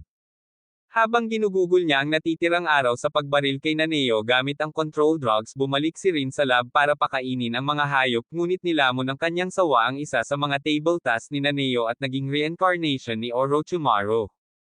Makalipas ang ilang sandali sinubukan ni Naneo na mag-enjoy sa isang sesyon ng acupuncture mula kay Teo ngunit pagkatapos na lumitaw ang dalawa sa mga besties ni Rin nakarinig sila ng mga hiyawan at tumakbo pababa sa lab. Nang makita ang walang malay na katawan ni Rin at ang isa sa kaliskis ng sawa na pagtanto ni Naneo ang nangyari at sinisisi ang sarili ngunit pagkatapos ay nagising si Rin at agad na tumakbo palabas upang iligtas ang sawa na halos ginamit siya bilang mabilisang merienda. Nangako si Teo na panatilihing ligtas ang lahat ng iba pang mga hayop kaya sinundan ni Naneo si Rin sa silid ng server upang ilabas ang sawa. Sa sandaling ihayag nito ang sarili at hindi pinansin ang mga daga para kainin siya tinanggap ni Naneo ang dapat gawin at pinasalamatan siya sa lahat ng oras na magkasama sila bago binago ang kanyang kamay at hinayaang kumagit ang sawa dito para makonselo ng kanyang mga selula ang mutation. Sa susunod na sandali tumakbo siya palabas at tinulungan siya ni Teo na umakyat sa bubong kahit na mukhang natusok siya ng bawat insekto sa Australia. Matapos siyang pasalamatan sa tulong sinabi ni Naneo na walang saysay ang pagiging normal dahil nakita na ni Rin ang kanyang tunay na anyo at itinulak si Teo sa isang tabi upang hindi niya ito mapigilan. Sa kabila nito inihampas ni Teo ang kanyang palad sa syringe at hinaila siya para yakapin upang matulungan siyang makontrol muli. Pagkatapos ay ipinaalala niya sa kanya ang pangako na ginawa nila kanina kaya pumayag si Naneo na ipagpatuloy ang pakikipaglaban para sa kanyang normal na buhay bago nila napagtanto pareho na si Rin ay matigang naghihintay na matapos ang kanilang bromance. Pagkatapos kunin ang kanyang salamander sinabi niya kay Naneo na wala siyang problema sa kanyang pagbabagong anyo dahilan upang mapagtanto nila na inuri lang niya siya bilang isang insekto. Sinabi rin niya kay Teo na ngayon lang niya napansin kung gaano siya kalapit kay Naneo na naging dahilan upang isipin nila na maaaring malaman niya ang katotohanan tungkol sa pamilya. Ngunit pagkatapos ay nagtanong siya kung bakit hindi na lang nito sinabi na gusto niyang sumali sa club bago siya kinaladkad palayo upang punan ang isang form ng pagiging miyembro. Pagkaraan ng mga araw pinutol ni Matsumi ang sesyon ng pagsasanay ni Teo kay Shinzo para sabihin sa kanila ang tungkol sa imbitasyong napanalunan niya sa isang espesyal na hotel sa Hot Springs para sa mga especially iya sa Underworld. Bumalik sa mansyon ilang minuto pagkatapos noon ipinahayag ni Kyoichiro ang kanyang pananibik sa wakas na makita kung gaano kalaki ang kanyang mga cake para lang masira ang kanyang pag-asa nang ipaalala sa kanya ni Futoga ang isang mahalagang misyon na kailangan niyang asikasuhin kaagad. Matapos mangako ni Matsumi na tiyaking hindi niya palalampasan ang susunod na bawi niya ang kanyang pananibik at tumakbo palabas ngunit biglang bumalik para sabihin kay Teo na hindi siya magdadalawang isip na hiwain ang kanyang mga mani na parang tinadtad na atay kung naisipan niyang maging freaky sa hotel. Makalipas ang ilang oras sumakay silang lahat sa isang van ng pamilya ngunit nag-alala si Shinzo sa kakaibang daan na kanilang tinatahak at tinanong si Cheyenne kung gumagana ba talaga ang kanyang mga mapa. Pagkatapos niyang sabihin sa kanya na huwag mag-alala tungkol dito, sumisid sila sa isang bangin at agad na sinimulan ang kanilang mga huling panalangin pagkatapos bumaba sa tubig, ngunit inactivate ni Cheyenne ang submarine mode ng van bago ipaliwanag na hindi nila maabot ang hotel sa pamamagitan ng isang normal na kalsada. Pagkatapos ng malalim na paglangoy sa karagatan, sa wakas ay nahanap na nila ang hotel, ngunit sa sandaling makarating sila sa reception nakilala sila ng pinuno ng isang gang at agad na pumwesto para sa isang labanan. Nang sumugod si Theo upang salakayin siya, isang sisiw na kasing laki ng mga dwarf mula sa Snow White ang tumalon at ipinaalala sa leader ng gang na ipinagbabawal ang pakikipag-away sa hotel. Sa ilang kadahilanan siya ay agad na umatras at si Emma ay nagpatuloy sa pagtanggap kay Matsumi at sa iba pa bago bigyan si Theo ng tamang pagbati dahil hindi pa sila nagkikita. Makalipas ang ilang minuto, lahat sila ay nakaayos na sa kanilang mga silid, ngunit pagkatapos salakayin ni Futaba si Cheyenne para sa pagsubok na manood ng porn, pumunta siya sa Matsumi at sinabing alam niya ang totoong dahilan kung bakit gusto niyang sumama sa biyahe bago tiyakin sa kanya na maiintindihan ni Theo kapag sinabi niya sa kanya ang totoo. Paglubog ng araw, lahat sila ay nagkikita-kita sa dining hall para sa hapunan, ngunit ang leader ng gang mula noon ay muling nagpakita upang magtantrum at aksidenteng natapon ang kanyang beer sa buong Futuba. Nang biglang tumahimik ang buong bulwagan upang panoorin ang kanyang reaksyon, tuluyan na siyang nawala dahil sa mataas na antas ng alak sa kanyang sistema at nag-aalburuto, kaya binuhat ni Theo si Matsumi pabalik sa kanyang silid para sa kaligtasan. Nang makita niya ang paliguan sa kanyang silid, nagpasya siyang maligo sa kanyang silid, ngunit pinigilan siya nito at tinanong kung maaari ba silang magsalo sa paliguan. Samantala si Kyoichiro ay nagpakita lamang at sinabi kay Emma na ang misyon ay nakakagulat na madali bago siya humantong sa kanya sa dining hall. Makalipas ang ilang sandali, sinamahan ni Matsumi si Theo sa paliligo at pagkatapos na mapansin kung gaano siya kakaibang kinikilos, ipinaalala niya sa kanya na sila ay kasal bago biglang tumayo upang ipakita sa kanya ang mga rack sa kanyang dibdib. Agad niyang tinanong kung ano ang kanyang ginagawa, ngunit pagkatapos niyang makita ang isang peklat sa pagitan ng kanyang mga tagagatas, sinabi niya sa kanya na minsang inagaw siya ni Tanpopo at sinubukang nakawin ang kanyang puso. Gayunpaman nagpakita si Momo upang iligtas siya, ngunit iniwan ang pamilya pagkatapos ng araw na iyon. Pagkatapos ay sinabi niya sa kanya ang lahat ng tungkol sa planong niluto niya kay Tanpopo para lamang maibuhos niya ito sa kanyang dugo at humingi ng paumanhin sa pagdadala sa kanya sa isang hindi maayos na pamilya. Gayunpaman hinayla siya ni Theo palapit at iminumungkahi na makipagkita sa kanyang ama bago sabihin na ganap niyang tinanggap ang lahat ng bagay na kasama ng kanyang pamilya. Sa susunod na sandali, itinapon ni Kyoichiro ang natitira sa Shinzo sa pool at ipinaalala kay Theo ang kanyang pangako na putulin ang kanyang mga mani kung sinubukan niyang gumawa ng anumang bagay na hindi banal. Habang sinusubukan niyang umatake, nagpapakita si Futuba kasama ang bawat assassin sa hotel para makapaghiganti sila sa kanya ng pillow fight, at pagkatapos ng ilang oras na labanan, nagawa nilang talunin ang kinatatakutang kapatid na si Kree. Pagkalipas ng ilang linggo, pumasok sina Soy at Oga sa isa sa mga laboratorio ni Makoto, umaasang mahuli siya sa wakas, ngunit nabulag sila ng isang nakamamatay na bomba habang nanunood si Makoto mula sa kabilang panig bago makipag-chat sa isang babaeng may puting buhok.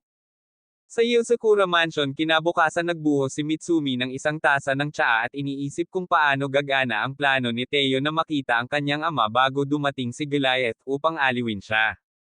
Pagkaraan ng ilang sandali, dumating si Ayaka upang bigyan siya ng briefing tungkol sa lahat ng gawaing ginagawa ng kanyang mga kapatid sa pagsubaybay kay Makoto, at sinabing nalaman lang nila ang mga rutang ginagamit ng kanyang organisasyon upang maghatid ng malalaking batch ng gene-altering substitute na ginawa niya.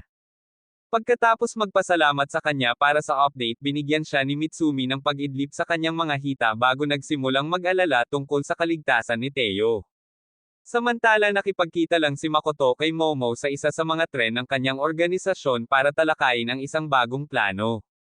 Ilang sasakyan lang ang layo mula sa kanila, ginawang cardio session ni Theo ang kanyang bagong trabaho bilang attendant. Habang tumatakbo siya sa kabila ng tren, inaasikaso ang halos lahat ng customer habang patuloy silang lahat na nagrereklamo tungkol sa hindi nila nakikita o naaamoy ng maayos ang kanilang pagkain. Pagkatapos niyang iligtas ang isang batang lalaki na kahit papaano ay nakasakay sa tren, ibinaba niya ang kanyang baril at halos mawala ang kanyang motibasyon na maghanap ng bagay na maaaring maghatid sa kanya sa Makoto, ngunit pagkatapos maalala na kailangan niyang tapusin ang misyon para sa kapakanan ni Mitsumi, bumalik siya sa loob at nakita niya ang babaeng maputi ang buhok noon na malapit ng mahulog. Pagkatapos niyang hilahin siya, inabot ni Yuki ang kanyang baril at sinabing nakita niyang nahulog ito bago nagpakilala sa kanya. Pagkatapos ay pinasalamatan niya siya sa pag-save nito at pagkatapos na mangako na bibigyan siya ng isang komplementaryong baso ng alak, umalis siya upang tulungan ang isang babae na patuloy na nagrereklamo tungkol sa kanyang bintana at ang panganib na masuffocate ng usok. Habang sinusubukan niyang ipaliwanag na ang tren ay may steam engine, naaalala niya ang kakaibang reklamo na halos lahat ng mga pasahero ay ginawa at nag-activate ng isang poison detector bago malaman na ang tren ay binago upang makagawa ng walang kulay na usok na nakakaapekto sa mga pandama. Pagkatapos tumakbo sa gitnang kotse, ginamit niya ang kanyang baril para sabog na buksan ang lahat ng mga bintana na naging dahilan upang maalis ang lahat ng usok. Sa susunod na sandali, nakita niya si Makoto kasama si Momo at lumakad para kumustahin ang kanyang biyenan sa pamamagitan ng pagbabante na sasabog ang kanyang utak kapag gumawa siya ng isang hakbang. Maya-maya lang nagpakita si Yuki para batiin siya ulit at biglang pumunta si Momo sa likod niya, kaya sinubukan niyang barilin pero nabalot siya ng buhok ni Yuki. Pagkatapos ay sinabi sa kanya ni Makoto na siya lamang ang taong nabubuhay na nakamit ang 100% compatibility sa kanyang sintetikong Yozakura na dugo. Ipinaliwanag pa niya na ang lahat ng intel na nakukuha nila ay sadyang inilabas para ilabas siya dahil kailangan ni Tanpopo na ikumpara ang data mula sa isang away sa pagitan ng isang taong pinahusay ng dugong Yozakura at Yuki. Matapos pasalamatan siya sa pagiging hanggal para mahulog sa kanilang bitag, umalis siya kasama si Momo at agad na sinubukan ni Yuki na kunin ang buhay mula sa kanya, ngunit nagawa niyang lumabas gamit ang kanyang mga bagong kapangyarihan bago sinisingil na pabagsakin siya. Sa kabila ng lahat ng kanyang pag-iwas na mga galaw, hinampes pa rin siya nito na parang isang walang kwentang langaw at basta-basta nagpa siya na bigyan siya ng crash course sa kasaysayan nila ni Yozakura. Pagkatapos kumuha ng isang larawan mula sa 10 taon na ang nakakaraan noong siya ay malapit ng tumilaok dahil sa pagkakaroon ng cancer, ipinaliwanag niya kung paano siya natulungan ng gamot na mabuhay na ang tanging pagbubukod ay mayroon lamang siyang 10 taon dahil ang gamot ay dahan-daang kumakain sa mga regular na selula ng tao. Pagkatapos ay ipinakita niya sa kanya ang masakit na kamatayan na naghihintay para sa mga taong tulad niya na nagawang maabot ang ganap na compatibility. At nang tanungin niya kung bakit siya sasailalim sa ganoong buhay, ipinaalala niya sa kanya na siya ay halos patay na bago ang gamot at sinasabing masaya na siya man lang ay makapaglingkod sa organisasyon sa huling pagkakataon sa pamamagitan ng pagbibigay sa kanila ng impormasyong kailangan nila para mawala si Matsumi at ang kanyang buong pamilya. Ang pagkarinig nito ay nagdulot ng ganap na pagkulong ni Tayo, kaya binuksan niya ang na-upgrade na anyo ng kanyang baril upang pagbigyan ang kanyang hiling na magkaroon ng huling laban. Matapos ipatawag at i-recruit ang bawat fiber ng kalamnan sa kanyang katawan para sa isang malakas na pag-atake, ginupit niya mismo ang kanyang buhok, ngunit madali niya itong na-regenerate at pinipilit siyang bumalik bago magpakawala ng walang katapusang pag-atake. Sa susunod na sandali ay nagsimula siyang makipag-usap sa kanya sa Morse code, ngunit ginagawa itong masyadong mabilis para makita ng sinumang walang dugong Yozakura. Nalilito siya dito hanggang sasabihin niya sa kanya na hindi lang malalaman ni Makoto na gusto niyang ipakita kung paano siya konektado sa pagkamatay ng kanyang pamilya. Habang nanginginig siya sa pagkabigla, dinala siya nito sa isang paglalakbay sa memory lane hanggang sa kanyang kaarawan 10 taon na ang nakararaan noong siya ay nakaretay pa sa mga huling yugto ng cancer. Dumaan ang kanyang mga magulang upang magdiwang sa pamamagitan ng pagregalo sa kanya ng isang magandang pares ng hikaw, at pagkatapos niyang pasalamatan sila para dito, nagpakita si Makoto para sabihin sa kanila na asahan ang magandang balita mula sa bagong klinikal na pagsubok na gagawin niya sa kanya. Matapos magpasalamat sa kanya at maging emosyonal, umalis ang kanyang mga magulang sa ospital, ngunit patuloy siyang sinuri hanggang makalipas ang ilang buwan nang sa wakas ay nakalabas na siya at malusog na para maranasan ang normal na buhay. Halos isang buwan pagkatapos noon, pumunta siya para sa isang check-up kay Makoto at sinabi sa kanya ang lahat ng tungkol sa kanyang pag-unlad bago siya biglang nagpasya na ipakita sa kanya ang isang bagay. Nang makarating sila sa isang lab na puno ng mga lantang bangkay na na-injected niya kay Hazakura, sa harap niya napaluhod siya sa takot at tinanong kung ang mga magulang ni Tayo ay kasama sa plano. Gayunpaman sinabi niya sa kanya na huwag mag-alala dahil natiyak na niyang lahat sila ay namatay bilang ang mga mabubuting mamamayan na inialay nila ang kanilang buhay upang maging. Matapos sabihin na manipulahin siya ni Makoto sa pag-aangkin na mahalaga ang kanyang pagsasaliksik para iligtas ang buhay ng milyon-milyong tulad niya, ipinakita niya kay Tayo ang mga hikaw na ibinigay sa kanya ng kanyang mga magulang at sinabing may mga GPS device sa loob ng dalawa na magagamit niya para masubaybayan ang hideout ni Makoto pagdating ng panahon. Upang matiyak na wala siyang pinaghihinalaan, ipinagpatuloy niya ang laban at pinasabog si Tayo sa bubong, ngunit bigla itong nagngangalit at umatake. Sa pagdoble ng dugo ni Matsumi sa kanyang lakas sa isang segundo, nasasabik si Makoto dito, ngunit pagkatapos sabihin sa kanya ni Momo na ang bulag na pag-aalsa ay magtatapos lamang sa pagkakasakit ni Tayo sa kanyang sarili, nahuli siya ni Yuki at sinabing hindi niya kailanman mapoprotektahan ang kanyang bagong pamilya kung hindi niya matututong kontrolin ang kanyang galit. Dahil dito naaalala niya ang lahat ng kanyang trauma mula sa aksidente. Kung gaano kalayo na ang narating niya mula noon, kaya muli siyang naglakas loob para palayain ang sarili bago hiwain ang hita niya para damanak ang ilang dugo na naging dahilan ng pagkawala nito. Sa antas ng kanyang mental na estado, inihahatid niya ang lahat ng natitira sa tangke sa isang panghuling pag-atake, ngunit sa pagkakataong ito madali niyang hinihiwa ang katawan nito. Agad niyang tinanggap ang kanyang kapalaran at humingi ng tawad sa lahat pagkatapos mahulog sa kanyang mga bisig, ngunit pagkatapos sabihin na ang nangyari ay wala sa kanyang kasalanan, sinabi niya sa kanya na ang kanyang mga magulang ay nagsabi sa kanya ng maraming tungkol sa kanya bago siya sumuko sa kanyang mga pinsala. Habang naaalala ni Tayo na kailangan pa niyang ihinto ang tren, isang malaking braso ng lobo ang biglang lumitaw sa likuran niya at napunit ang kanyang likod, ngunit ang tunay na pagkabigla ay napunta nang makita niyang ang pag-atake ay nagmula sa isang batang babae na nagngangalang A. Noon lang pinaalalahanan siya ng isa pang mutated freak na nagngangalang Mizuki na laging hawakan ang ulo niya at hinihimas ang kanyang ulo dahil sa pananakit nito sa kanya. Sa sandaling hinawakan niya ang leeg ni Tayo upang masunog ang kanyang lalamunan ng mga sel na puno ng lason, nagpakita si Futaba kasama si Rin upang tulungan siya. Nang makita sila, agad na tumalon si A sa truck at hindi pinansin ang mga babala ni Mizuki na bumalik. Pagkatapos ay sinubukan niyang ilapat ang isang mas malakas na suntok kay Rin, ngunit nauwi sa sabog ng nakakabaliw na malakas na aura na tumutulo sa kanyang katawan.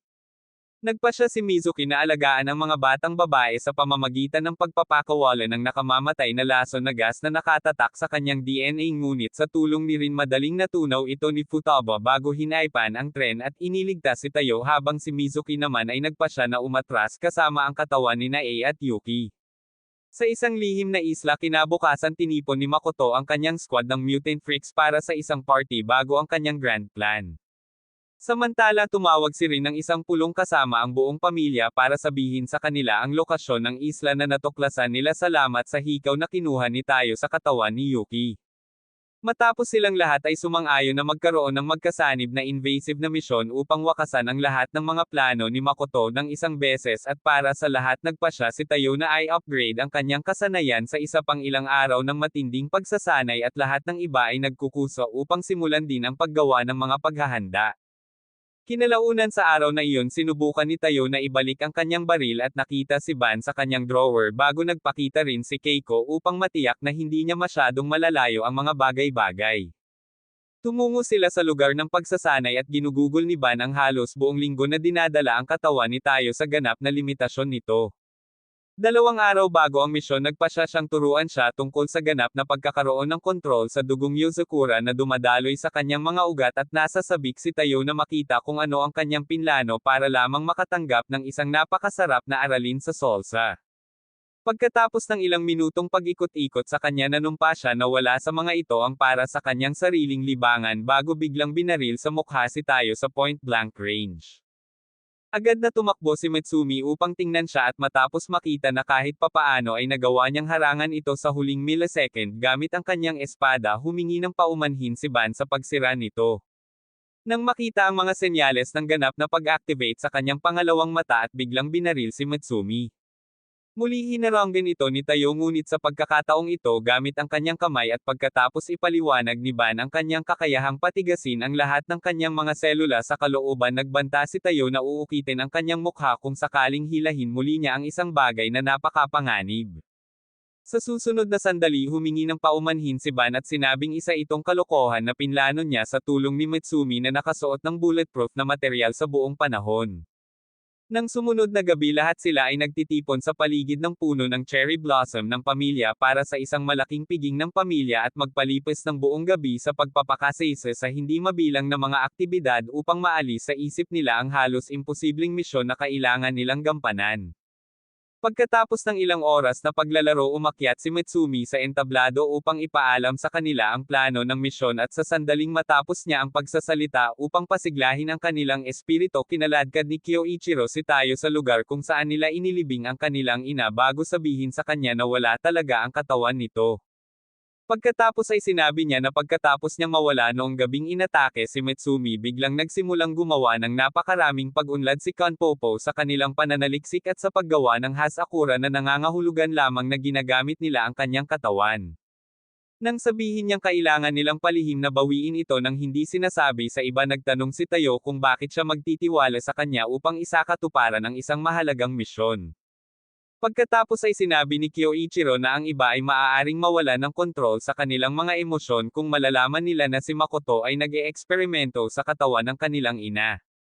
Habang nilalapit niya ang mukha ni Tayo para ipaliwanag ang mga diskarte sa pagpapahirap na isa sa ilalim niya sa kanya kung sakaling siya ay daldal kay Mitsumi sinalakay siya ni Yutaba at tinanong kung gusto na ba niyang maging freaky kay Tayo bago siya hilahin. Sa oras na sumikat ang araw sa susunod na araw lahat sila ay nakarating sa airspace sa itaas ng isla at si Makoto na kakagising pa lang ay nakarinig tungkol dito mula kay Choche isang nerd na na-mutate ang kanyang utak at ngayon ay nagsisilbing hindi kapani-pani walang pangit na computer system na nagpapatakbo sa buong hideout. Pagkatapos batiin ni Keiko ang swerte nila sa misyon sumakay silang lahat sa likod ni Goliath at dumiretso sa pasukan habang sinusubukan ni siya na ihak ang system at nakatanggap ng hindi gaanong magiliw na pagtanggap mula kay Choche. Noon nabalitaan na lamang ni Makoto na ang isang sisiw na nagngangalang Akay ay umakyat na para salubungin ang kanilang mga bisita kaya't nasasabik siya na sa wakas ay panoorin niya itong gamitin ng husto ang kanyang mga kakayahan. Sa oras na makita siya ni Goliath at ng iba pa sa pasukan ipinatawag niya ang isang nagninangas na kamay ng kamatayan upang ihain sila sa himpapawid ngunit ibinalik ni Futaba ang pag-atake sa kanya at sumabog sa pasukan sa proseso. Matapos makapasok si Tayo at ang iba pa napansin niya ang isang fleet ng mga reinforcement na humihila pataas bago siya sinubukang pasabugan muli ni Akay. Sa sandaling magkaharap silang dalawa dahil madali niyang naililipat ang isa pa sa mga sabog ni Akay sinabi ni Makoto kay Choche na tumawag ng higit pang mga reinforcement ngunit sinabi niya na hindi na ito magiging posible dahil kinuha lang ni Keiko ang lahat ng kanilang mga signal transmitter. Nang marinig ito nagpa siya si Anuma na sumama sa laban at nang ipahayag ni A ang kanyang pag-aalala para sa kanya sinabi niya sa kanya na iligtas ang mga luha para sa ibang tao dahil plano niyang tumakbo para dito kung maging masyadong masama ang mga bagay. Noon nagsawa na si Akay sa mukha ni Futaba kaya nagpa siya siyang ganap na buhayin ang Hakazura sa kanyang sistema bago magpakawala ng malakas na pagsabog na sumasakop sa buong rehiyon. Ang biglaang heatwave na ito ay umabot sa isang punto kung saan nagsimulang maghirap si siya na basahin ang mga heat signature ng iba ngunit madaling pinaalis ng Futaba ang apoy muli. Habang nagpa siya si Akay na magpatuloy hanggang sa siya ay mapagod sinubukan ni Tayo at ng iba pa na lumaban sa walang katapusang sangkawan ng mga mutated henchmen bago makakuha ng sorpresang pagbisita mula kay Kurosawa isa pang mutated freak na pagkatapos ay manipulahin ang kanyang bakal na katawan upang salakayin sila. Habang nagpa siya si Shinzo na labanan siya pabalik sa kanyang walang katapusang supply ng mga bala sinabihan ni Futaba si Akay na isaalang-alang ang pagsuko para hindi na siya magdulot ng permanenteng pinsala ngunit tumanggi si Akay kaya ganap niyang na-activate ang kanyang dugong Yozakura. Nang makita ito naalala niya nang sabihin sa kanya ni Makoto na walang kabuluhan na labanan ang sinuman sa pamilyang Yozakura kung gagawin nila ang lahat ngunit nagpa siya pa rin siyang lumaban at nag-charge ng nagninangas na palaso upang subukan ang lakas ni Futaba. Pagkatapos niyang basta-basta makuha ang arrow at patayin ito na parang kandila sinabihan ni Makoto si Akay na umatras dahil isa pang putok ang magdudulot ng pagkasunog ng kanyang katawan ngunit hindi niya ito pinansin at sinabing wala na siyang ibang mabubuhay bago ilabas ang pinakamalakas na putok ng apoy na maaari niyang makuha. Sa kabila nito madali pa ring hinaharangan ni Futaba ang lahat habang papalapit at nang makalapit siya sa kalaunan para pigilan siya naglabas ng mas maraming apoy si Akay.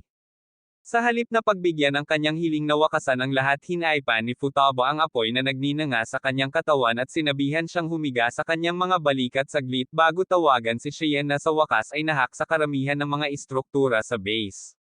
Matapos mahanap ang sahig na may mga test subject, sinabihan niya sina Nano at Kengo na iligtas sila, ngunit pagkatapos na mapansin ang direksyon na kanilang tinatahak, ipinadala ni Makoto si Anuma upang pigilan sila. Sa oras na malapit na siyang mailabas ang kanyang Sub-Zero level na kapangyarihan, si Kengo ay nag-deploy ng ilang dosenang clone para panatilihin siyang abala, kaya nagpasya si Makoto na gawin na lang ni Kurosawa ang lahat ng test subject para wala sa kanyang intel ang mali. Sinubukan kaagad ni A na kausapin siya dahil ang ilan sa mga test subject ay mga kaibigan niya, ngunit mabilis na pinaalalahanan siya ni Mizuki kung sino ang kanyang amo. Sa susunod na sandali, maluhaluhang natanggap ni Kurosawa ang utos sa pamamagitan ng mga alipores na nagtatrabaho para maabot nila ang mga paksa ng pagsubok, ngunit biglang naglabas si Shinzo ng isang bagong sandata na nakakalusot sa kanyang mga bakal na selula. Nagulat ito kay Kurosawa dahil wala pang matagumpay na umatake sa kanya, kaya nagpasya siyang tapusin muna si Shinzo. Gayunpaman, silang dalawa ay biglang pinaghiwalay ng mga pader at nang siya ay agad na nagsimulang mag-drill, sinabihan ni Chien si Shinzo na umatras dahil maaaring si Kurosawa ang mahawakan niya. Pagkatapos niyang tumanggi at sabihing handa na siyang ganap na buhayin ang kanyang dugo kung ito ang mangyayari, sinubukan niyang baguhin ang kanyang isip, ngunit sinimulan siyang pasayahin ni Ayaka at sinabihan si Chien na maniwala sa kanya dahil nakita niya ang dami ng trabahong inilagay niya sa paghahanda para sa misyon. Kapag nagtagumpay si Kurosawa, ipinagpatuloy nila ang laban at madaling napanatili ni Shinzo ang mataas na kamay hanggang sa masira ni Kurosawa ang kanyang mga selda upang takpan ang buong sahig at sinaksak ang kanyang kalasag upang magdulot ng nakamamatay na pinsala. Habang nagsisimulang umabot ang kanyang katawan sa mga kritikal na antas, naaalala ni Shinzo kung gaano siya natakot pagkatapos niyang i-activate ang kanyang dugo at ang mga talumpati na ibinigay sa kanya ni nanay tungkol sa kahalagahan ng tunay na lakas. Sa susunod na sandali, nalampasan niya ang pag-atake ni Kurosawa at humihingi ng paumanhin ng maaga kung lumampas siya ng kaunti bago ganap na i-activate ang kanyang kapangyarihan. Pagkatapos niyang gumamit ng isang pag-atake para putulin ang mga braso ni Kurosawa, napansin ni Iron Man na hindi na siya makakapag-regenerate, kaya ipinaliwanag ni Shinzo na karaniwang side effect ito ng pagharap sa aura na lampas sa antas ng kanyang pangunawa. Para sa ilang kadahilanan, pinapataas lamang nito ang pagkagutom ni Kurosawa para sa tagumpay, at pagkatapos ng ilang mga suntok sa kalakalan, napansin niya na ang dugo ni Shinzo ay makakatulong sa kanya na muling makabuo. Sa sandaling direktang binaril niya ang kanyang dumudugong braso, pinasalamatan siya ni Shinzo sa pagpapakawala ng dugo at mahinahong pinutol ang kanyang ulo bago tumawag sa iba para sabihin sa kanila na hindi nila kailangang mag-alala tungkol sa mababang budget na Iron Man. Sa sandaling iyon, nakita siya ng isa pang grupo ng mga alipores, ngunit habang sinusubukan nilang umatake, sumabog ang kanilang mga ulo. Matapos sabihin ni Makoto kay Cho-Cho na dapat ay inilagay nila ang mga bomba sa bawat paksa ng pagsubok, tinanong ni Cho-Cho kung kailangan ba talagang pasabugin ang lahat pagkatapos ng mga taon ng pagsasaliksik, at tumugon si Makoto sa pagsasabing walang kabuluhan ang mga ito sa kanya hanggat nasa kanya ang ina ni Matsuni. Bumalik sa chopper, sa wakas ay napagtanto ni Shine kung ano ang pinlano ni Makoto at sinabi sa kanilang lahat na nag-imbak siya ng ilang toneladang Hasakura sa pinakamababang punto ng base na may planong pasabugin ang buong bagay sa sandaling maabot nito ang pinakamataas na kapasidad. Ipinaliwanag pa niya kung paano niya pinaplano na lasonin nito ang mga karagatan at maglaan ng oras na kumalat sa mga baybaying rehiyon kung saan lilito ang isang bagong alon ng sangkatauhan pagkatapos ng mga taon ng natural na pagpili. Pagkatapos sabihin na mayroon silang 30 minuto upang ihinto ang pagsabog, sinubukan niyang i-hack muli ang system, ngunit kinuha ni Cho-Cho ang kanyang headset sa halip at sinabing alam niyang umaasa siya sa pinagmumula ng kapangyarihan ng kanyang kaaway upang makakuha ng ganap na kontrol sa kanilang mga system.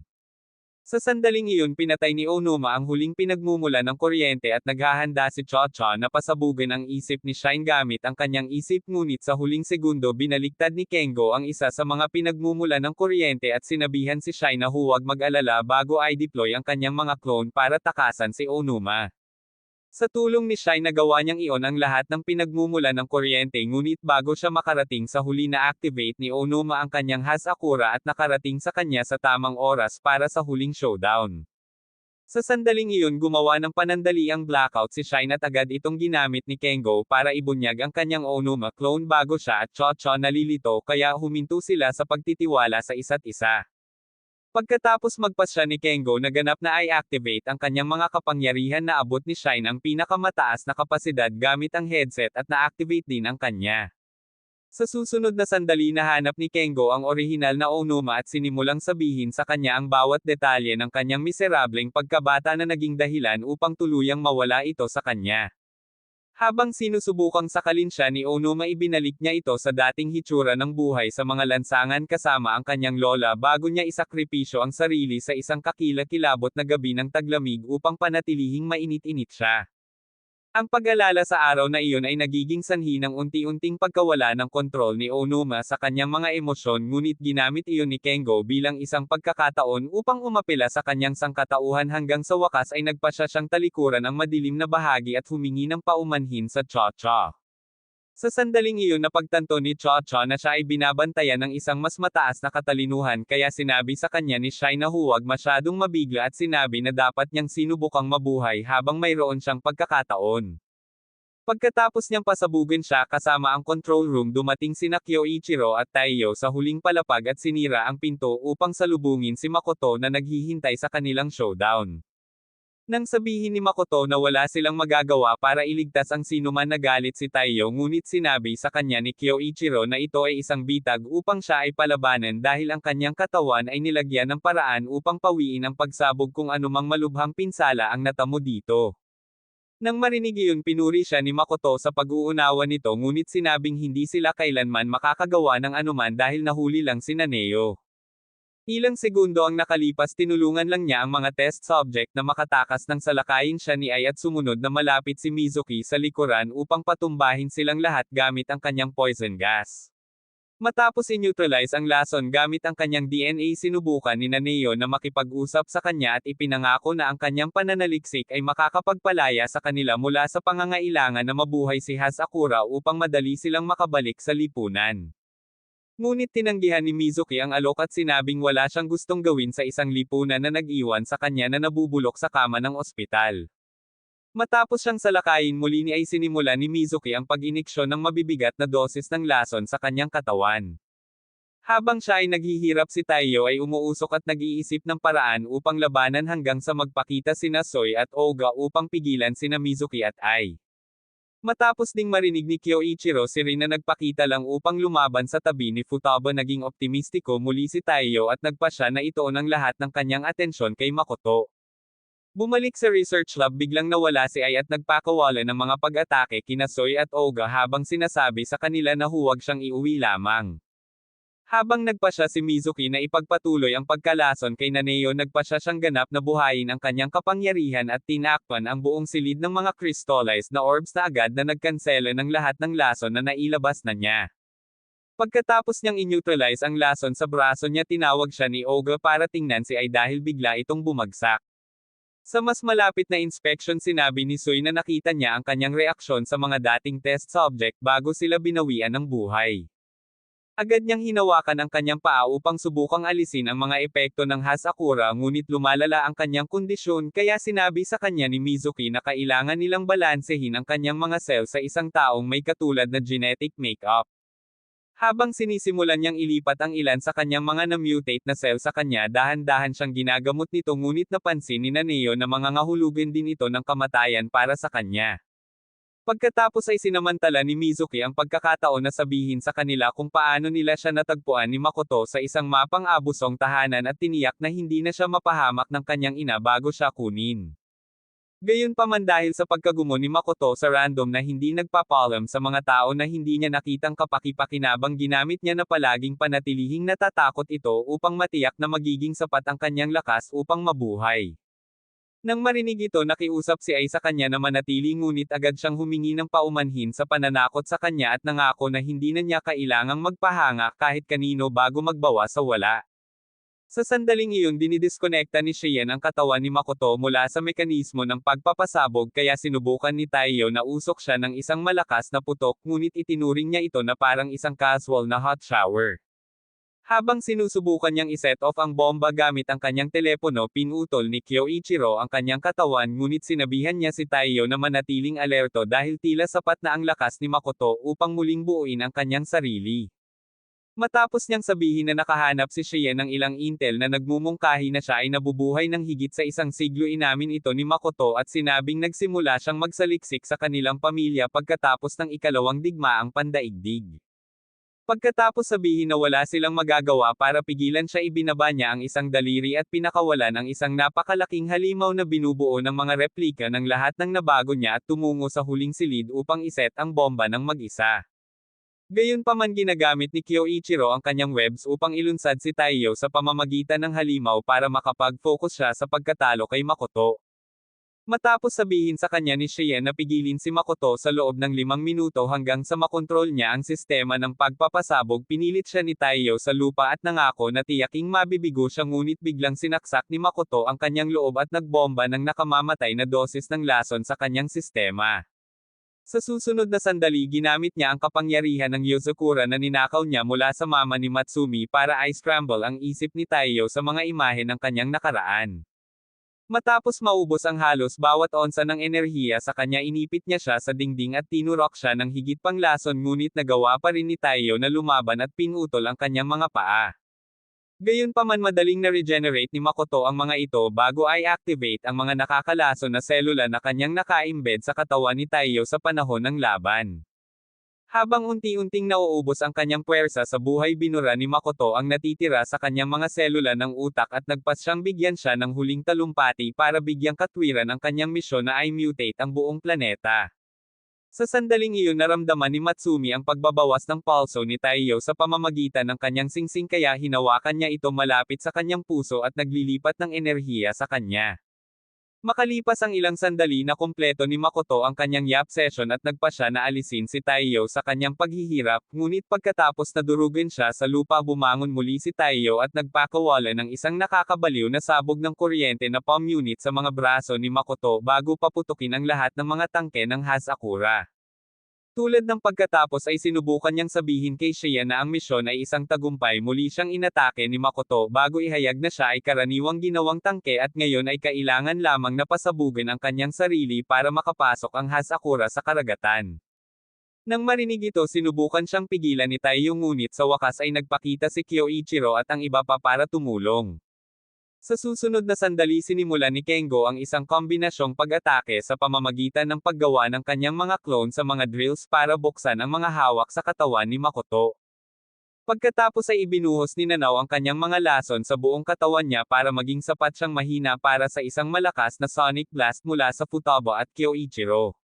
Sa kabila nito, si Makoto ay nananatiling walang kahit isang gasgas na nag-iwan sa kanilang lahat sa estado ng pagkalito hanggang sa matanto ni Taiyo kung ano ang ginawa niya at bigyan si Kyoichiro ng senyales na siya lang ang nakakaintindi.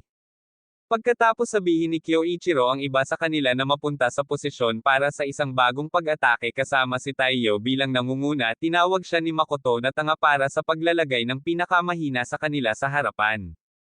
Gayunpaman, pagkatapos ilunsad ni Futaba si Taiyo sa himpapawid, si Kengo ay lumikha ng isang grupo ng mga clone upang lituhin siya bago magsimulang magpaulan si Futaba ng hindi mabilang na mga bala ng bato.